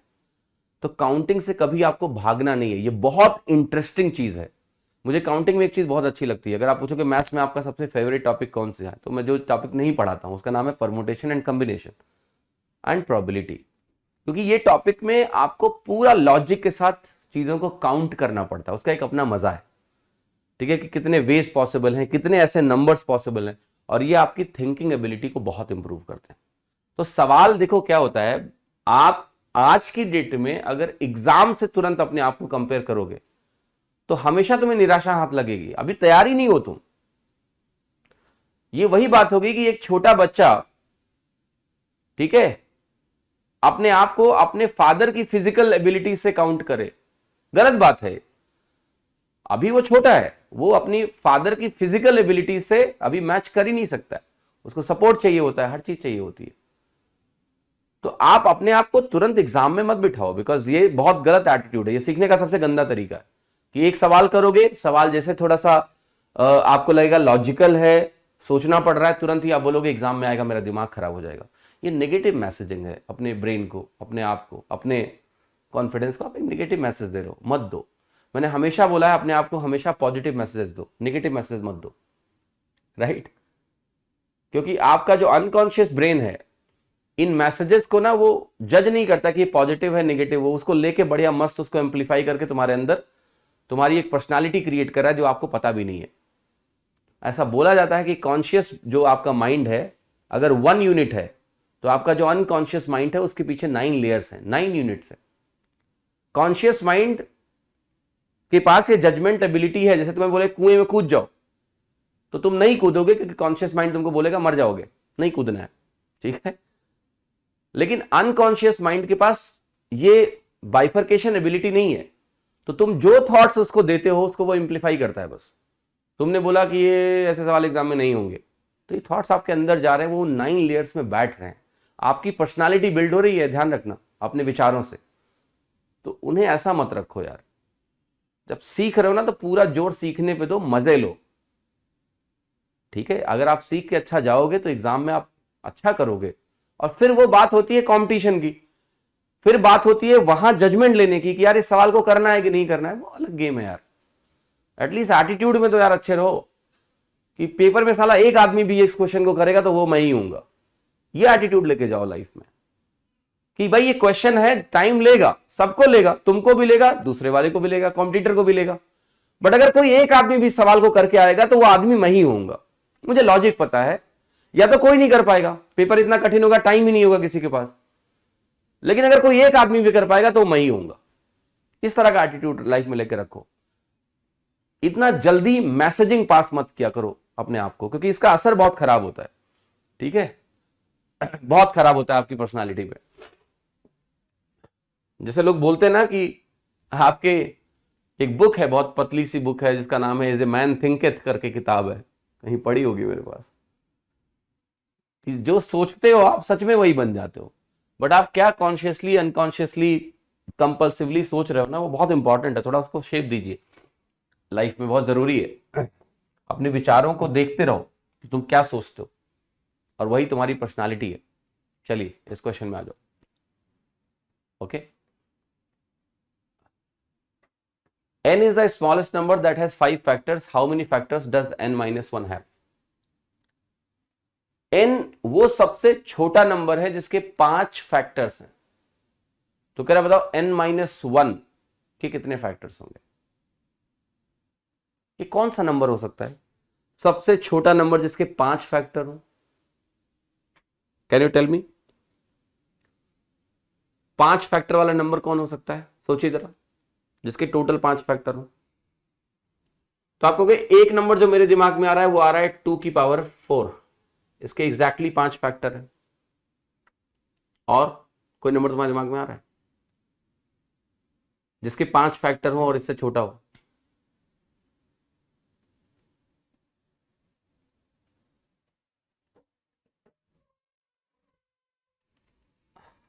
ऑड फैक्टर, परफेक्ट नहीं, नंबर ऑफ फैक्टर के लिए ऑड फैक्टर की क्या रिक्वायरमेंट है? 12 गलत है क्या 12 सही है? देखिए 12 में क्या होगा, कंपोजिट नंबर के फैक्टर तो मैं बता चुका हूं कि इवन होते हैं, तो 12 तो तुमको बोलना ही नहीं चाहिए था, फिर भी तुमने बोला है तो लिख देता हूं। 2 स्क्वायर इंटू 3 के जो फैक्टर होंगे वो 3 इंटू 2 होंगे, आपके 6 फैक्टर्स होंगे। कंपोजिट नंबर के तो इवन नंबर ऑफ फैक्टर्स होते हैं, बता चुका हूं कि नहीं आपको? ओके कौन से कंपोजिट नंबर्स के? कंपोजिट नंबर नहीं बोलना चाहिए, नॉन परफेक्ट स्क्वायर नंबर के इवन फैक्टर्स होते हैं। तो आपको पहली बात तो जैसे ही सवाल तुमने पढ़ा और देखा कि फैक्टर्स ऑड हैं, तो ऑड फैक्टर होने का मतलब ही है कि ये नंबर परफेक्ट स्क्वायर होगा, पहली बात। तो आपको सिर्फ परफेक्ट स्क्वायर नंबर्स के बारे में सोचना है, और वो जो नंबर आपका यहां बनने वाला है वो नंबर आपका बनेगा सिंपली 2 की पावर 4, ठीक है? समझ में आया कि नहीं? वही नंबर है 2 की पावर 4, और कोई नंबर हो ही नहीं सकता, नॉट पॉसिबल, जिसके 5 फैक्टर हो। अब आप आओगे, आप कहोगे मेरे पास नंबर हो गया 2 की पावर 4, तो मैं बात कर रहा हूं n माइनस 1 की, तो वो हो गया 15। इसके कितने फैक्टर होंगे? आप कहोगे 3 इंटू 5, 3 इंटू 5 को ध्यान से देखिए, इसके कितने फैक्टर हो गए आपके? 2 दूनी 4, आंसर क्या हो गया? ओके क्लियर है कि नहीं? Yes, that's the answer. ये लेकिन देखो किसी को रटना नहीं है, सब लोग ये रीजनिंग के साथ 100% समझें कि 2 की पावर 4 क्यों है। कोई और नंबर तुम खोज के दिखाओ मुझे जहां ऐसा सेटिस्फाई हो। 12 जो बोल रहे हो 12 गलत है। पहली बात तो सभी लोगों को मैं ये बता चुका हूं कि जो फैक्टर्स ऑड नंबर्स होते हैं वो हमेशा एक परफेक्ट स्क्वायर के होते हैं। तो अब आपको सिर्फ परफेक्ट स्क्वायर के पीछे घूमना है। आप कहोगे पहला परफेक्ट स्क्वायर तुम जानते हो 4 होता है, बट 4 2 की पावर 2 होता है, उसके 3 फैक्टर होते हैं, 5 नहीं होते। फिर आप कहोगे 3 स्क्वायर है। 3 स्क्वायर के फैक्टर्स कितने होते हैं? 3 फैक्टर होते हैं। फिर क्या है आपका? फिर आप जाओगे, फिर आप कहोगे एक नंबर है मेरे पास, वो है 4 स्क्वायर। 4 स्क्वायर का प्राइम फैक्टराइजेशन 2 की पावर 4 है, उसके 5 फैक्टर है। इसलिए जो नंबर है वो नंबर सबसे छोटा नंबर की बात की जा रही है, यहां पर स्मॉलेस्ट नंबर की बात की जा रही है, वो नंबर है 16। ये समझ में आना बहुत जरूरी है। क्लियर? डिस्टिंक्ट नंबर पूछे तो, डिस्टिंक्ट का मतलब कौन सा डिस्टिंक्ट? इसमें डिस्टिंक्ट कहां से आ जाएगा? इसमें कौन सा डिस्टिंक्ट नंबर? आकाश जी, परफेक्ट स्क्वायर नंबर होना ही होना है उसको, और इसका और कोई कॉम्बिनेशन आप नहीं बना पाओगे यहां पर 5 फैक्टर के लिए। प्राइम की पावर 4 के 5, बिल्कुल प्राइम की पावर 4 के 5 फैक्टर होने हैं, और वो 2 लेके आप चलोगे, आपका आंसर आ जाएगा। ठीक है। 36, 36 क्या होता है सर? 36 गलत है, आप करके देखो, फैक्टर्स निकालो। 36 के तो बहुत सारे फैक्टर होते हैं, 9 फैक्टर होते हैं, 5 नहीं होते हैं। 109। 1080 के कितने फैक्टर्स परफेक्ट स्क्वायर है? जल्दी से निकालो। ओके, 1080 देखो, ये है 2 इंटू 5, 2 इंटू 5, और ये 12 9 108 होता है। 2 स्क्वायर इंटू 3 की पावर 3, 27 इंटू 4 भी बोल सकते हैं इसको। 2 की पावर 3 इंटू 3 की पावर 3 इंटू 5, ये नंबर है तुम्हारा। ठीक है। अब कितने फैक्टर परफेक्ट स्क्वायर है आपको अगर बताने हैं, तो आप यहां से कहोगे हम 2 की पावर 0, 2 की पावर 2 ले सकते हैं, तो 2 संभावनाएं। 3 की पावर 0, 3 की पावर 2 ले सकते हैं, 2 संभावनाएं। 5 की पावर सिर्फ 0 ले सकते हैं। तो आपके 4 फैक्टर्स होंगे जो परफेक्ट स्क्वायर होंगे। 4 फैक्टर होंगे जो परफेक्ट स्क्वायर होंगे यहां पर। छोटा 2 की पावर 4 होगा, मैक्स पूछे तो मैक्स नहीं निकाल पाओगे जेंट। किसी भी प्राइम नंबर की पावर 4 5 फैक्टर देगी। अब वो सबसे मैक्स प्राइम नंबर क्या होगा? सबसे मैक्स प्राइम नंबर क्या होगा? नहीं निकाल सकते हो। मैक्स प्राइम नंबर कैसे बता पाओगे आप? मैं पूछूं सबसे बड़ा बताओ, सबसे बड़ा नंबर कौन सा है? बता सकते हो? नहीं। तो जैसे तुम सबसे बड़ा नंबर नहीं बता सकते हो, ऐसे सबसे बड़ा प्राइम नंबर नहीं बता सकते हो, तो वो नहीं निकाला जा सकता है। ठीक है, तो ये आंसर हो गया आपका। ठीक है, 4 110 देखिए, 2 की पावर 4 के 4 फैक्टर हैं। संदीप, पिटाई कर दूंगा तुम्हारी। 2 की पावर 4 के 4 फैक्टर होते हैं 5 फैक्टर होते हैं। कैसे भूल सकते हो सब चीजें? अरे 3 का स्क्वायर के 3 फैक्टर होंगे महाराज। 3 की पावर a अगर प्राइम फैक्टराइजेशन है तो a+1 फैक्टर्स होते हैं। फैक्टर की क्लास मत भूल जाओ। कितने फैक्टर इसके परफेक्ट स्क्वायर है बताओ? आपको भी यहां से 2 की पावर 0 2 4 3 संभावनाएं। 2 की पावर 0 2 4 6 4 संभावनाएं। 5 की पावर 0 2 2 संभावनाएं। 4 3 12 दूना 24, बी ऑप्शन। ठीक है,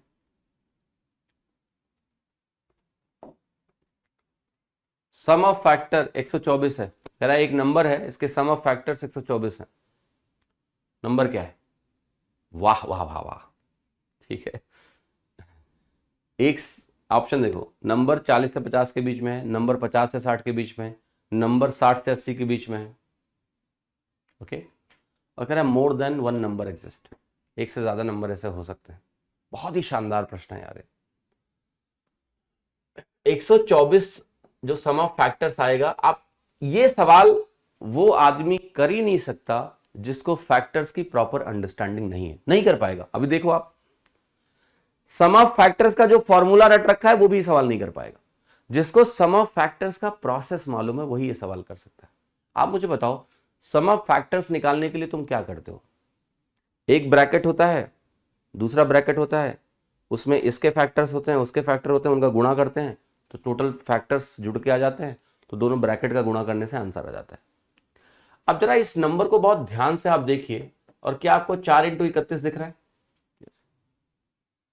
4 इंटू 31 दिखने का मतलब यह है कि एक ब्रैकेट से 31 आना चाहिए और एक ब्रैकेट से 4 आना चाहिए। फैक्ट है या नहीं है? यस। अच्छा मुझे एक बात बताओ, दूसरा सवाल, दो ब्रैकेट्स हैं क्योंकि 31 को आप फर्दर ब्रेक नहीं कर सकते हो, 31 को फर्दर आप ब्रेक नहीं कर सकते हो। तो अब मैं आपसे सवाल पूछ रहा हूं कि 31 एक ब्रैकेट से आना चाहिए और 4 एक ब्रैकेट से आना चाहिए। अब आप मुझे एक बात बताओ कि 31 को छोड़ो, अभी 4 पे आते हैं। 4 कहां से आ सकता है? क्या 2 वाले ब्रैकेट से 4 कभी बनेगा? नहीं। क्यों? 2 वाले ब्रैकेट से हमेशा ऑड नंबर मिलेगा तुमको, इसको बहुत ध्यान से समझ लो। आज 2 वाला जब ब्रैकेट है और सम ऑफ फैक्टर्स निकालोगे तो पहला नंबर आपका ऑड हो गया, देन आपके सारे नंबर्स क्या है? इवन है। अगर सारे नंबर इवन आएंगे इसके बाद और एक ऑड नंबर मौजूद है तो पहले वाले ब्रैकेट से ऑड नंबर ही आना है। पहला वाला ब्रैकेट तुम्हें इवन नंबर नहीं दे सकता है, ये ध्यान रखना। 2 वाला ब्रैकेट तुम्हें इवन नंबर नहीं देगा, तो ये जो 4 आ रहा है ये 2 वाला ब्रैकेट नहीं दे सकता। और देखो 5 वाला जो ब्रैकेट है वो या तो 1 देगा, अकेला होगा, और अगर 5 की पावर 1 आ गई तो वो आपको 6 दे देगा, यानी यहां से भी 4 नहीं बन सकता। तो ना 2 वाला ब्रैकेट 4 दे सकता है, ना ही तुम्हारा 5 वाला ब्रैकेट 4 दे सकता है, तो ना ही 7 वाला 4 दे पाएगा। उसके आगे तो 4 की संभावना खत्म होगी। तो 4 का जो ब्रैकेट है वो सिर्फ 3 वाला ब्रैकेट देगा, और वो होगा 3 की पावर 0 और 3 की पावर 1। ये फिक्स हो गया, एक ब्रैकेट तो हमने खोज लिया, ये। अब आते हैं 31 पर। बेटा 31 जो है ना, 2 तरीके से मिलता है। एक तो आपको पता है 2 की पावर 6 माइनस 1 से 31 आ जाएगा, 2 की पावर 5 माइनस 1 से 31 आ जाएगा, याद है? तो 2 की पावर 0 से लेके आप 2 की पावर 5 तक चले जाओ, ये 31 आपको देगा। तो एक ब्रैकेट आपका ये हो सकता है। दूसरा जो आपका 31 है वो यहां से मिल जाएगा, 5 की पावर 0, 5 की पावर 1 और 5 की पावर 2। 3 का ब्रैकेट तो हम ऑलरेडी यूज कर चुके हैं। 7 के ब्रैकेट से नहीं मिलेगा, करके देख लो। 7 के ब्रैकेट से 8 मिलेगा, 8 के बाद सीधा 49 आ जाएगा, सवाल ही नहीं उठता, नॉट पॉसिबल। तो 31 के मिलने की 2 ही संभावना है, ये दोनों। तो आपके नंबर पता है क्या क्या हो गए? पहली बात, मैं नंबर लिख रहा हूं। नंबर की संभावना एक ये है कि अगर ये संभावना होगी तो 2 की पावर 5 इंटू 3 स्क्वायर नंबर हो गया, तभी तो ऐसा बनेगा। यस। दूसरी संभावना नंबर की हो गई कि तुम्हारा नंबर हो 3 square into 5 square. Sorry, 3 square नहीं लिखना है मुझे, 3 की पावर 1। दूसरा नंबर आपका बन सकता है 3 की पावर 1 इंटू 5 स्क्वायर। एक नंबर आपका 75 हो सकता है और एक नंबर आपका 32 या 96 हो सकता है। 2 नंबरों की संभावना है। तो देखो ये कह देना कि नंबर लाइज बिटवीन 60 एंड 80, ये गलत हो जाएगा क्योंकि 2 नंबर है, एक 80 से बड़ा है। इसमें जो सबसे अप्रोप्रिएट आंसर है वो डी है, मोर देन 1 नंबर पॉसिबल। ये 2 की पावर 5 लिख दिया, 4 लिखो, 4 लिखो, गलत लिखा, तो 48 होगा। ठीक है। तो देखो जब ये स्टेटमेंट आप देखोगे नंबर लाइज बिटवीन 60 एंड 80, ये क्यों गलत है? क्योंकि दोनों नंबर इस रेंज में नहीं है। ऐसे ये रेंज में एक नंबर है, दोनों नहीं है, नंबर आपके 2 हैं। आंसर होगा D, more than 1 numbers possible. ठीक है, 48 लिख दिया उसको। अब ये सवाल आप खुद इमेजिन करके देखो कि क्या ये सवाल जो मैथ्स को रटते हैं वो कर पाएंगे? नहीं कर पाएंगे, वो इसको रटेंगे और कुछ नहीं कर सकते। क्लियर? बट जो मैथ्स को समझता है वो इसके एनालिसिस करके सवाल कर सकता है कि भाई ये कैसे बना सवाल, लॉजिक क्या है इसका। ठीक है, तो आंसर आपका डी है, मोर देन 1 नंबर पॉसिबल। बहुत ही क्लासिकल क्वेश्चन है, इसको जब तक तुम समझ मत लेना तब तक मानना मत। स्टार लगा लो सवाल number 111, number system, multiple revision and the logic is very important. मैं एक बात और बोलता हूं, तमीज से सीख लोगे तो इसको बार बार रिवाइज क्यों करना पड़ेगा? है लॉजिक सीख लो, घोट के पी लो इसको, क्लियर हो गया कि क्या हुआ यहां पर, बस खत्म। 11 स्क्वायर 3 क्यूब के फैक्टर्स जो है वो ऐसा है, तो बताओ लार्जेस्ट पॉसिबल वैल्यू ऑफ ए कितनी होगी। अच्छा, करेक्ट नंबर दिया है, इसके दो फैक्टर निश्चित है, एक 11 स्क्वायर एक 3 क्यूब, ये होने ही होने हैं। तो आपको ये बताना है कि लार्जेस्ट पॉसिबल वैल्यू ए की क्या हो सकती है। अब बहुत ध्यान से देखिएगा, लार्जेस्ट पॉसिबल वैल्यू ऑफ ए हमें निकालना है। लार्जेस्ट क्या? नहीं, लार्जेस्ट तो निकाल ही नहीं पाओगे, लार्जेस्ट तो कुछ भी हो सकता है। स्मॉलेस्ट पॉसिबल वैल्यू बोला है, तो देखो ध्यान से, आप ये नंबर जरा ध्यान से देखिए और थोड़ा सा जो नंबर दिया है इसके प्राइम फैक्टराइजेशन के बारे में सोचते हैं। जो नंबर मौजूद है यहां 11 स्क्वायर कहीं है ही नहीं है, तो जो ए होगा, ए में एक 11 स्क्वायर का होना जरूरी है। और स्मॉलेस्ट बोला है तो हम 11 की पावर 3 नहीं रखेंगे, 11 की पावर 3 रखने से भी डिवाइड होगा, बट हम 11 की पावर 2 ही रखेंगे। क्यों रखेंगे 11 की पावर 2? क्योंकि स्मॉलेस्ट नंबर है, तो मिनिमम क्या चाहिए, ये जो नंबर दिया है इसमें 11 की कोई पावर है ही नहीं है, तो ए में 11 की पावर 2 जब तक नहीं होगा 11 की पावर 2 से डिवाइड नहीं होगा। फिर 3 की पावर 3 की बात हो रही है, आप कहोगे 3 है, कितने हैं? 3 का स्क्वायर यहां मौजूद है, 6 स्क्वायर में एक 3 का स्क्वायर मौजूद है, लेकिन मुझे अगर 3 का क्यूब से डिवाइड करना है तो एक 3 और चाहिए। अगर एक 3 और नहीं होगा तो डिवाइड नहीं होगा, लेकिन मैं 3 की पावर 2 नहीं दूंगा इसको। 3 की पावर 2 देने का मतलब क्या होता है? ज्यादा दे दिया, जरूरत नहीं है। तो जो नंबर है ए, उसकी स्मॉलेस्ट वैल्यू क्या हो गई? 363। ये वैल्यू स्मॉलेस्ट वैल्यू है जो आपको लेनी ही पड़ेगी, वरना ये गिवन नंबर से डिवाइड नहीं होगा। ठीक है, क्वेश्चन नंबर 113 देखें। एबीसीडी 16, 28, 30, 27 फैक्टर्स हैं। एबीसीडी की क्या है? 16 एक फैक्टर है, 28 एक फैक्टर है, 30 एक फैक्टर है, 27 एक फैक्टर है। कौन सा इसमें परफेक्ट क्यूब हो सकता है? ओके, कौन सा इसमें परफेक्ट क्यूब हो सकता है? बताओ जरा, कौन सा इसमें परफेक्ट क्यूब हो सकता है? नंबर ऑफ फैक्टर्स दिए हुए हैं आपको, 16 number of factors, 28 number of factors, 30 number of factors, 27 number of factors हैं, और आपको बताना है कि इसमें कौन सा नंबर परफेक्ट क्यूब हो सकता है। Anybody can think of anything? बहुत शानदार प्रश्न है, रिवर्स प्रोसेसिंग करनी है आपको। हो सकता है कि गारंटी नहीं करा है, हो सकता है।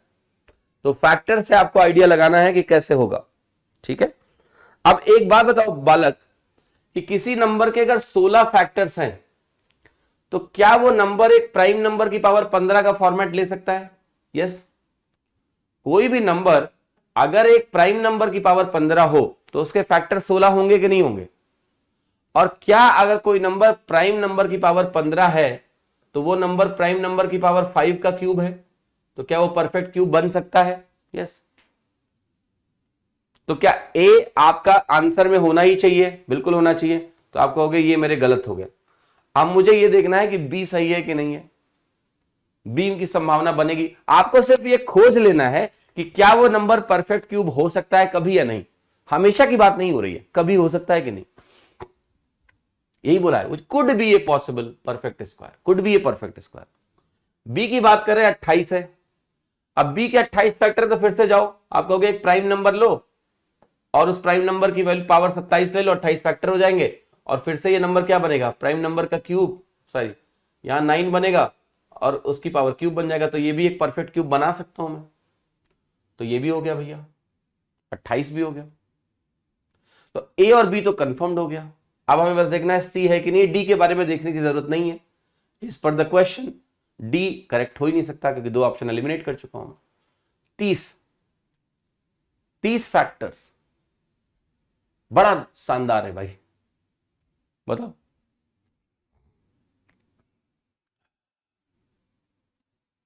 सी बना सकते हो आप परफेक्ट क्यूब। आप कहोगे यार 30 फैक्टर पे डायरेक्टली तो बात नहीं बनेगी, अगर मैं प्राइम नंबर की पावर 29 लिखूंगा तो ये तो परफेक्ट क्यूब नहीं बना सकता हूं मैं। लेकिन क्या 30 को लिखने का तरीका यही हो सकता है? और भी तरीके हो सकते हैं। ठीक है, जैसे मैंने कहा मेरे पास एक है प्राइम नंबर की पावर 5 इंटू प्राइम नंबर 2 की पावर, सॉरी इसको मैं लिखूं 4, और 5 फैक्टर्स यहां से आएंगे और यहां ऐसे लिख सकता हूं। ये परफेक्ट क्यूब नहीं बनाएगा, ये तरीका नहीं चलेगा। लेकिन और कोई तरीका है क्या इसको लिखने के कि ये C 30 फैक्टर जो है मुझे परफेक्ट क्यूब दें? तो आप कहोगे इसको मैं ऐसे लिख सकता हूं कि प्राइम नंबर 1 है मेरे पास। देखो मैं क्या समझाने की कोशिश कर रहा हूं, आप समझना कि ये 30 के कितने तरीके हैं। तो मैं 30 को 10 इंटू 2 लिख सकता हूं, 10 इंटू 3 लिख सकता हूं, इस 30 को मैं 5 इंटू 6 लिख सकता हूं, और इस 30 को मैं 30 इंटू 1 लिख सकता हूं। वो मैंने देखा काम का मेरे है नहीं, वो तो काम का नहीं है, इससे परफेक्ट क्यूब बना नहीं। बट ये जो 30 को लिखने के दो और तरीके हैं, इनसे मैं एक्सप्लोर करने की कोशिश कर रहा हूं कि क्या मेरा परफेक्ट क्यूब बन सकता है, क्या C मुझे परफेक्ट क्यूब दे सकता है? आप कहोगे नहीं दे पाएगा, क्योंकि ये जो संभावना है, एक 15 इंटू 2 की भी संभावना है। ये जब 10 इंटू 3 बनेगा तो ध्यान से देखना क्या क्या होने वाला है। मैं लिख रहा हूं 10 इंटू 3 का मतलब है prime number 1 prime number 2 prime number 1 prime number 2 prime number 1 prime number 2, ऐसे लिखा मैंने। आपको कि जब यहां 10 है तो यहां 9 चाहिए, यहां 3 है तो यहां 2 चाहिए, इससे क्यूब बन जाएगा? ये नहीं बनने देगा। ये 5 है तो मुझे यहां 4 चाहिए, ये 6 है तो मुझे यहां 5 चाहिए, इससे क्यूब बन ही नहीं सकता। यहां 15 है तो यहां मुझे 14 चाहिए, यहां 2 है, अगर यहां 2 है तो मुझे यहां 1 चाहिए, कहीं से भी क्यूब नहीं बन रहा है। तो C मुझे क्यूब बना के नहीं दे सकता है। There is no possibility for this, इसलिए आंसर आपका क्या है? ए। जब तक 3 का मल्टीपल रहेगा तब तक परफेक्ट क्यूब नहीं बन सकता है। ठीक है, तो ये आपको चीज समझने की आवश्यकता है, जो कि बहुत इंपॉर्टेंट है, बहुत ही ज्यादा इंपॉर्टेंट है कि A और B होगा। अब हम इसमें क्या कोई अर्ली जजमेंट भी निकाल सकते हैं, जो कि आपको समझने की आवश्यकता है। इसमें हम एक जजमेंट बहुत जल्दी निकाल सकते हैं, और वो जजमेंट ये है कि अगर मुझे यहां नंबर जो 30 दिख रहा है और जो 27 दिख रहा है, ये दोनों नंबर अगर 3 के मल्टीपल हैं, इन्हीं दोनों में परफेक्ट क्यूब नहीं बना। और इसका रीजन है क्यों नहीं बना, क्योंकि ये 3 के मल्टीपल हैं। इसका मतलब जब हम इन नंबरों के फैक्टर लिखेंगे तो कहीं ना कहीं 3 बनेगा, तभी 3 का मल्टीपल आएगा। 3 बनेगा या 6 बनेगा, और अगर तब 3 का मल्टीपल, ये फैक्टर्स अगर 3 के मल्टीपल हैं, इसका मतलब किसी ना किसी प्राइम नंबर की पावर जो है वो 2 है या 5 है या 8 है, तभी तो 1 जोड़ने से 3 का मल्टीपल बना, नंबर ऑफ फैक्टर्स। तो डेफिनेटली वो आपका परफेक्ट क्यूब हो ही नहीं सकता है। ये नोट में डाल लो अपने कि अगर नंबर ऑफ फैक्टर्स 3 के मल्टीपल हैं तो आपका वो नंबर परफेक्ट क्यूब नहीं हो सकता है। लिख लो।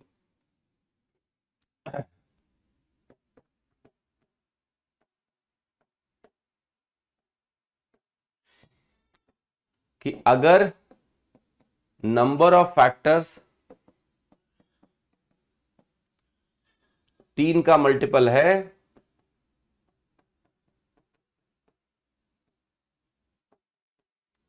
तो वो नंबर परफेक्ट क्यूब नहीं हो सकता।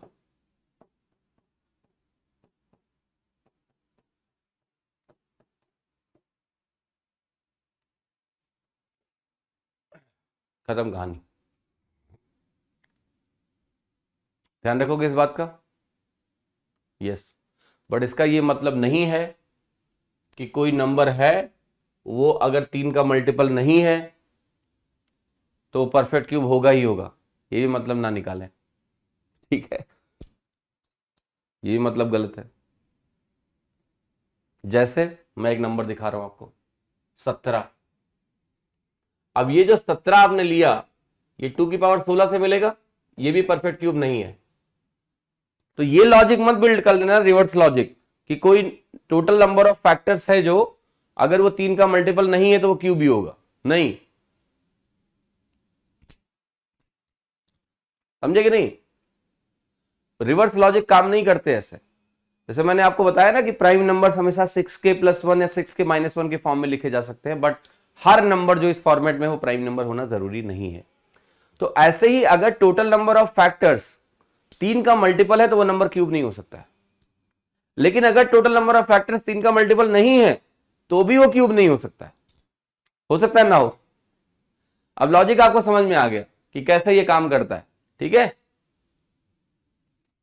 लॉजिक क्लियर हो गया ना आपको? तो आप देख लेना कि भाई ये नंबर मेरे पास है और इस नंबर को अगर हम ऐसे लिखें तो क्या क्यूब बन रहा है क्या, उस तरीके से हमें इसको लिख के देखना पड़ेगा। क्लियर? इस बात का आपको विशेष ख्याल रखना पड़ेगा। ऑलराइट, -1 क्यों किए भैया? नंबर ऑफ फैक्टर्स कैसे आते हैं? पावर में +1 करने से। तो p की पावर 15 के फैक्टर 16 होंगे ना। क्लियर है कि नहीं? नंबर ऑफ फैक्टर 4 का मल्टीप्लाई हो तो परफेक्ट क्यूब बनेगा। देखो गोविंद सिंह ने अच्छा एक स्टेटमेंट दिया है कि क्या जब नंबर ऑफ फैक्टर्स 4 से मल्टीप्लाई होंगे तो परफेक्ट क्यूब बनेगा? बताओ ये बात सही है गलत? देखो 4 से मल्टीप्लाई होने का मतलब यह है कि डेफिनेटली किसी ना किसी एक प्राइम नंबर की पावर, बहुत ध्यान सुनना मेरी बात, ये कंक्लूजन भी गलत है, किसी ना किसी एक प्राइम नंबर की पावर में 3 का मल्टीपल है, तभी उसमें हमने एक जोड़ा है और वो 4 का मल्टीपल बना। बट ऐसा कोई जरूरी नहीं है सर। जैसे 3 की पावर 9 है मान लिया, तो 3 की पावर 9 के फैक्टर कितने होंगे? 10 होंगे कि नहीं होंगे? बट 10 4 का मल्टीपल नहीं है, तो ये स्टेटमेंट गलत है। समझे कि नहीं? दूसरा, 4 का मल्टीपल बनाने के लिए सिर्फ एक प्राइम नंबर की पावर मान लिया 3 है, एक प्राइम नंबर की पावर 3 है तो 4 का मल्टीपल बन जाएगा। बट जो अगला प्राइम नंबर है हो सकता है उसकी पावर 5 हो, तो 6 बन गया, 4 छक्के 24 बन गया, बट ये प्राइम नंबर, ये क्यूब नहीं है। तो ये बोलना कि 4 से डिवाइड होगा तो क्यूब होगा, गलत है, गलत, सरासर गलत। ठीक है, 1 मिनट रुकिए, मैं आ रहा हूं, 1 मिनट।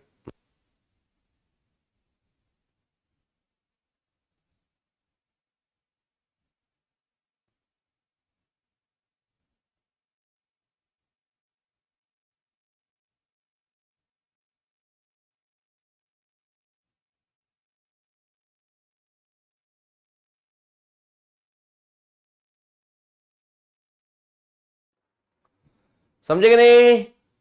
एक कुड और शुड में मत फंसाओ यार, मुझे ग्रामर वामर आती नहीं मुझे, कुड और शुड मत करो मेरे साथ। तो अच्छे सवाल थे, सोचने वाले। नंबर सिस्टम ना आपका पता है दिमाग खोल देगा अगर तुम्हें नंबर, इसलिए मैं नंबर सिस्टम को बहुत टाइम देता हूं हमेशा, हर बैच में। पर्पस ये नहीं है कि किस तरह का सवाल तुम्हारे एग्जाम में आएगा, फालतू की बात है वो। नंबर सिस्टम कपाट खोल देता है, सोचने की क्षमता ऐसी देता है ना तुमको कि मौज आ जाएगी तुमको, हर टॉपिक को सीखने का नजरिया बदल देगा तुम्हारा नंबर सिस्टम। इसलिए मैं इस टॉपिक को यूज करता हूं आपके ज्ञान चक्षुओं को एक्टिवेट करने के लिए। राइट? तो अच्छा है आप लोग सोच रहे हो, ये बहुत अच्छा लग रहा है मुझे, मजा आ रहा है कि आप सोच रहे हो, आप सवाल खड़े कर रहे हो, वेरी नाइस थिंग। ओके, यहां ऐसा होगा क्या, 4 का मल्टीपल होगा, यही सीखने का तरीका है कि सोचो और गलत हो जाओ, कोई प्रॉब्लम नहीं है, तुम सोच रहे हो, ये बहुत इंपॉर्टेंट है। ठीक है, कि जो आदमी गलत लॉजिक भी सोच रहा है वो कम से कम सोच रहा है, ये पॉजिटिव साइन है sir, this is a very positive sign. Okay, लेकिन जो कभी सवाल ही नहीं सोचता है, कुछ सोचता ही नहीं सवाल में, देखा रट लिया उत्तर, अच्छा यहाँ ये लगा देंगे तो ऐसे हो जाएगा, वो लगाएंगे तो वैसे हो जाएगा। हाँ, ऐसे थोड़ा ना सीखना है, बस सही जा रहे हो तुम लोग। तो सोचो, भले ही गलत सोचो, अपना लॉजिक बनाओ, अच्छा ये ऐसा लग रहा है हमको, चलो वेरीफाई करते हैं, चलो 2 4 नंबर लिखते हैं। ऐसे मैंने भी सीखा है कि मेरे दिमाग में आया कोई आइडिया कि यार ऐसा ऐसा हो सकता है क्या, चलो देखते हैं, वेरीफाई करते हैं, एक नंबर लेते हैं और देखते हैं, इसको अब खुद के स्टेटमेंट को गलत करने में लग जाएंगे कि अच्छा इसका क्या एक्सेप्शन ढूंढ सकता हूं मैं, बस हो जाएगा। ओके,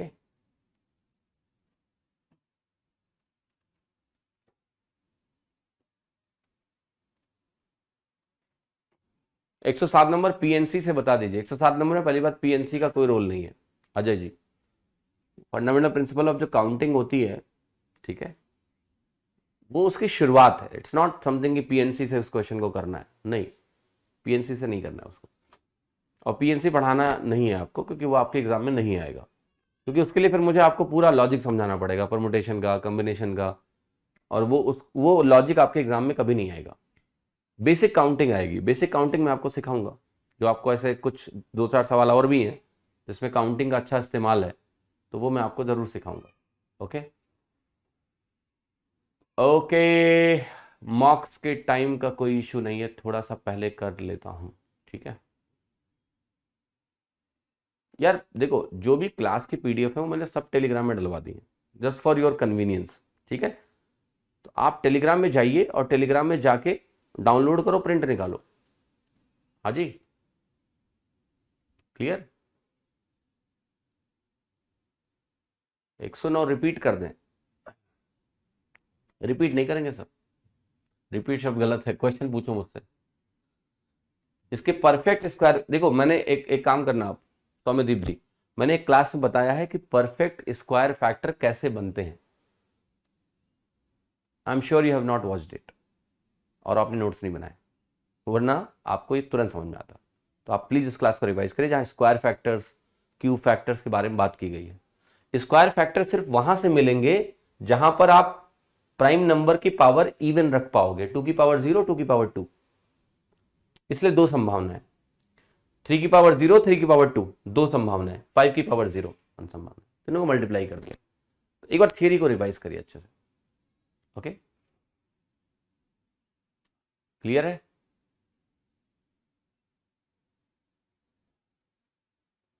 हाँ जी, और बताओ। और आपके ग्रुप को लेके काफी शिकायत मिली है, जो टेलीग्राम ग्रुप है उसको लेके बहुत शिकायतें मिल रही है कि काफी ज्यादा नेतागिरी चल रही है वहां पर, फर्जी बातें कर रहे हो आप लोग। जब एग्जाम थोड़ा दूर होता है ना तो लोग यही करते हैं, और ये गलत बात है, ठीक है। ये ध्यान रखना कि आज की सिंसेरिटी, देखो हंसी मजाक करना गलत बात नहीं है, मुझे लगता है हंसी मजाक लाइफ का एक हिस्सा होना चाहिए, बट वो हंसी मजाक कब किसी को इंसल्ट करने में चेंज हो जाता है। आप लोग ऑनलाइन जुड़े हो, जो चीज़ें दो दोस्तों के बीच में चल जाती हैं वो शायद एक अननोन आदमी के साथ नहीं चलती हैं, ठीक है। तो बहुत सिंसियरली आप उस ग्रुप को यूज़ करिए, वो कलेक्टिव रिस्पॉन्सिबिलिटी। आप ऐसे सोचो कि इस ग्रुप को जब आप यूज़ कर रहे हो और मैं कभी उस ग्रुप में आऊं, ठीक है, तो मुझे लगे कि हाँ ये हमारे अर्जुन हैं जो हैं इस ग्रुप में, आप हंसी मजाक करिए, मुझे पसंद है, ठीक है, जो आप लोगों के एज ग्रुप में चलता है। बट ये ध्यान रखते हुए कि वहां पर आपके फीमेल जेंडर्स भी मौजूद हैं, मेल जेंडर भी है, तो आपके बीच में जो चलता है वो चलने दो, ऐसा कुछ अछूता नहीं है मुझसे, ठीक है। जिस तरह की बात वैलिड है वो करो, हंसी मजाक करो, अच्छी बात है, ठीक है। बट ये ध्यान रखो कि मैं जब उस ग्रुप में आऊं तो मुझे अजीब ना लगे कि यार ये क्या कर रहे हैं बच्चे, ठीक है, ऐसा क्यों लिखा इन्होंने, इस बात का ध्यान रखना। क्योंकि मैं आपके ग्रुप में गया था, ठीक है, कल मैं विजिट कर रहा था उस ग्रुप को, मैंने उस ग्रुप के कुछ चैट्स वैट्स भी पढ़े हैं, ठीक है। तो मुझे ऐसा लगा है कि थोड़ा हिली हुई हैं चीज़ें, इधर उधर कुछ भी चल रहा है ना, जेंडर बेस्ड कमेंट्स चल रहे हैं, कुछ भी चल रहा है, ठीक है।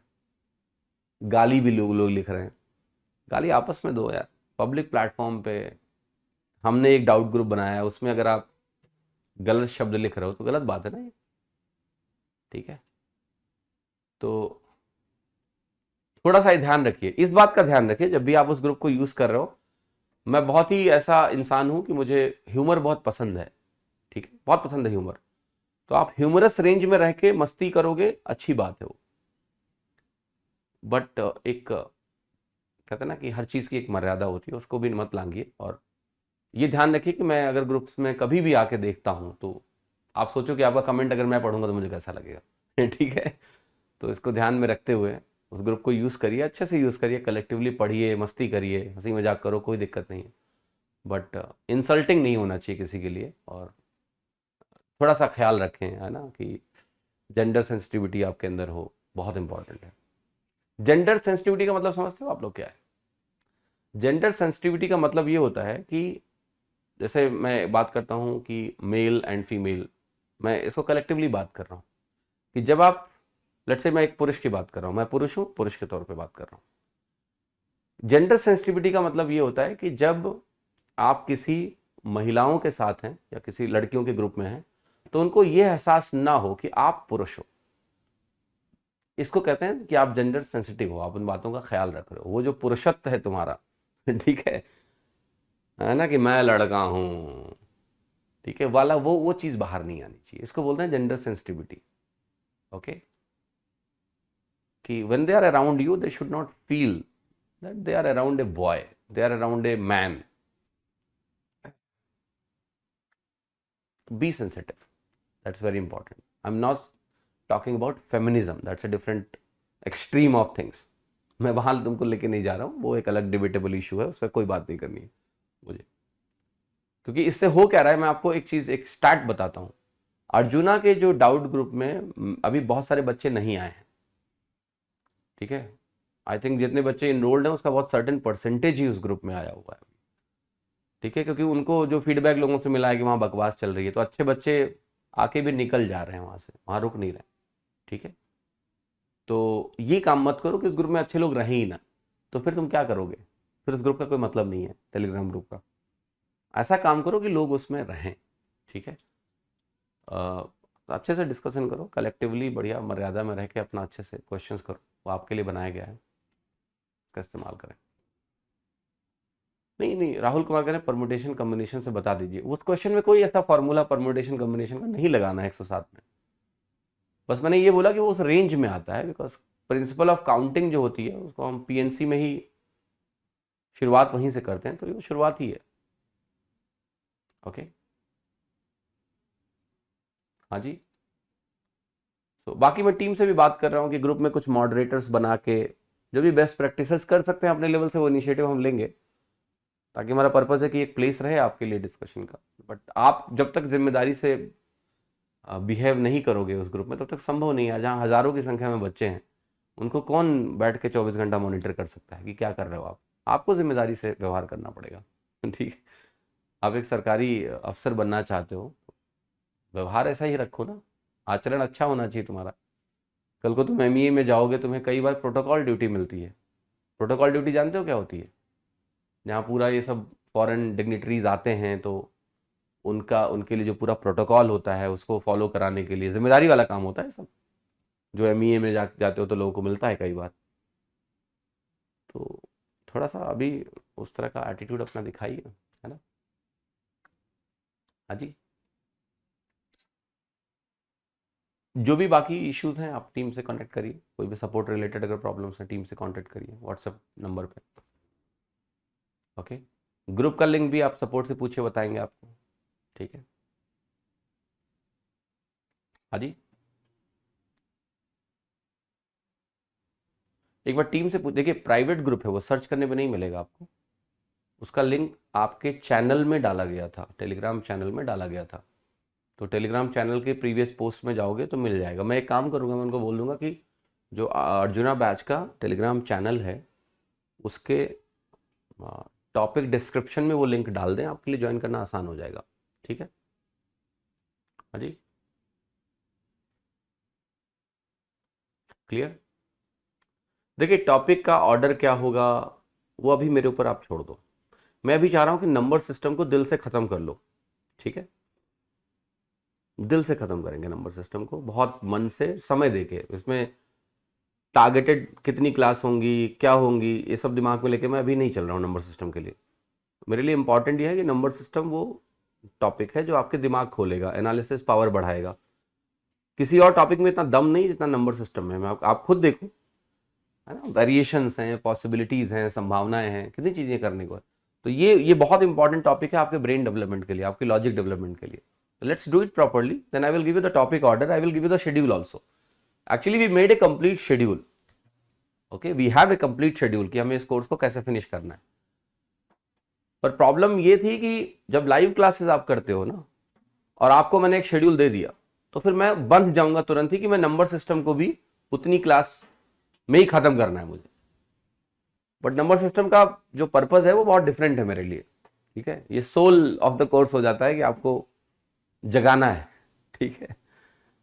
तो इसलिए मैंने शेड्यूल अभी शेयर नहीं कराया आपको कि ठीक है, इसमें अगर 5 क्लास एक्स्ट्रा भी लगती है लगाएंगे, लेट इट गो। ऐसे परसेंटेज में सेम चीज, परसेंटेज में जो टारगेटेड नंबर ऑफ क्लास थी हमारी, उससे मैंने ज्यादा क्लासेस ली हैं आपकी, ठीक है।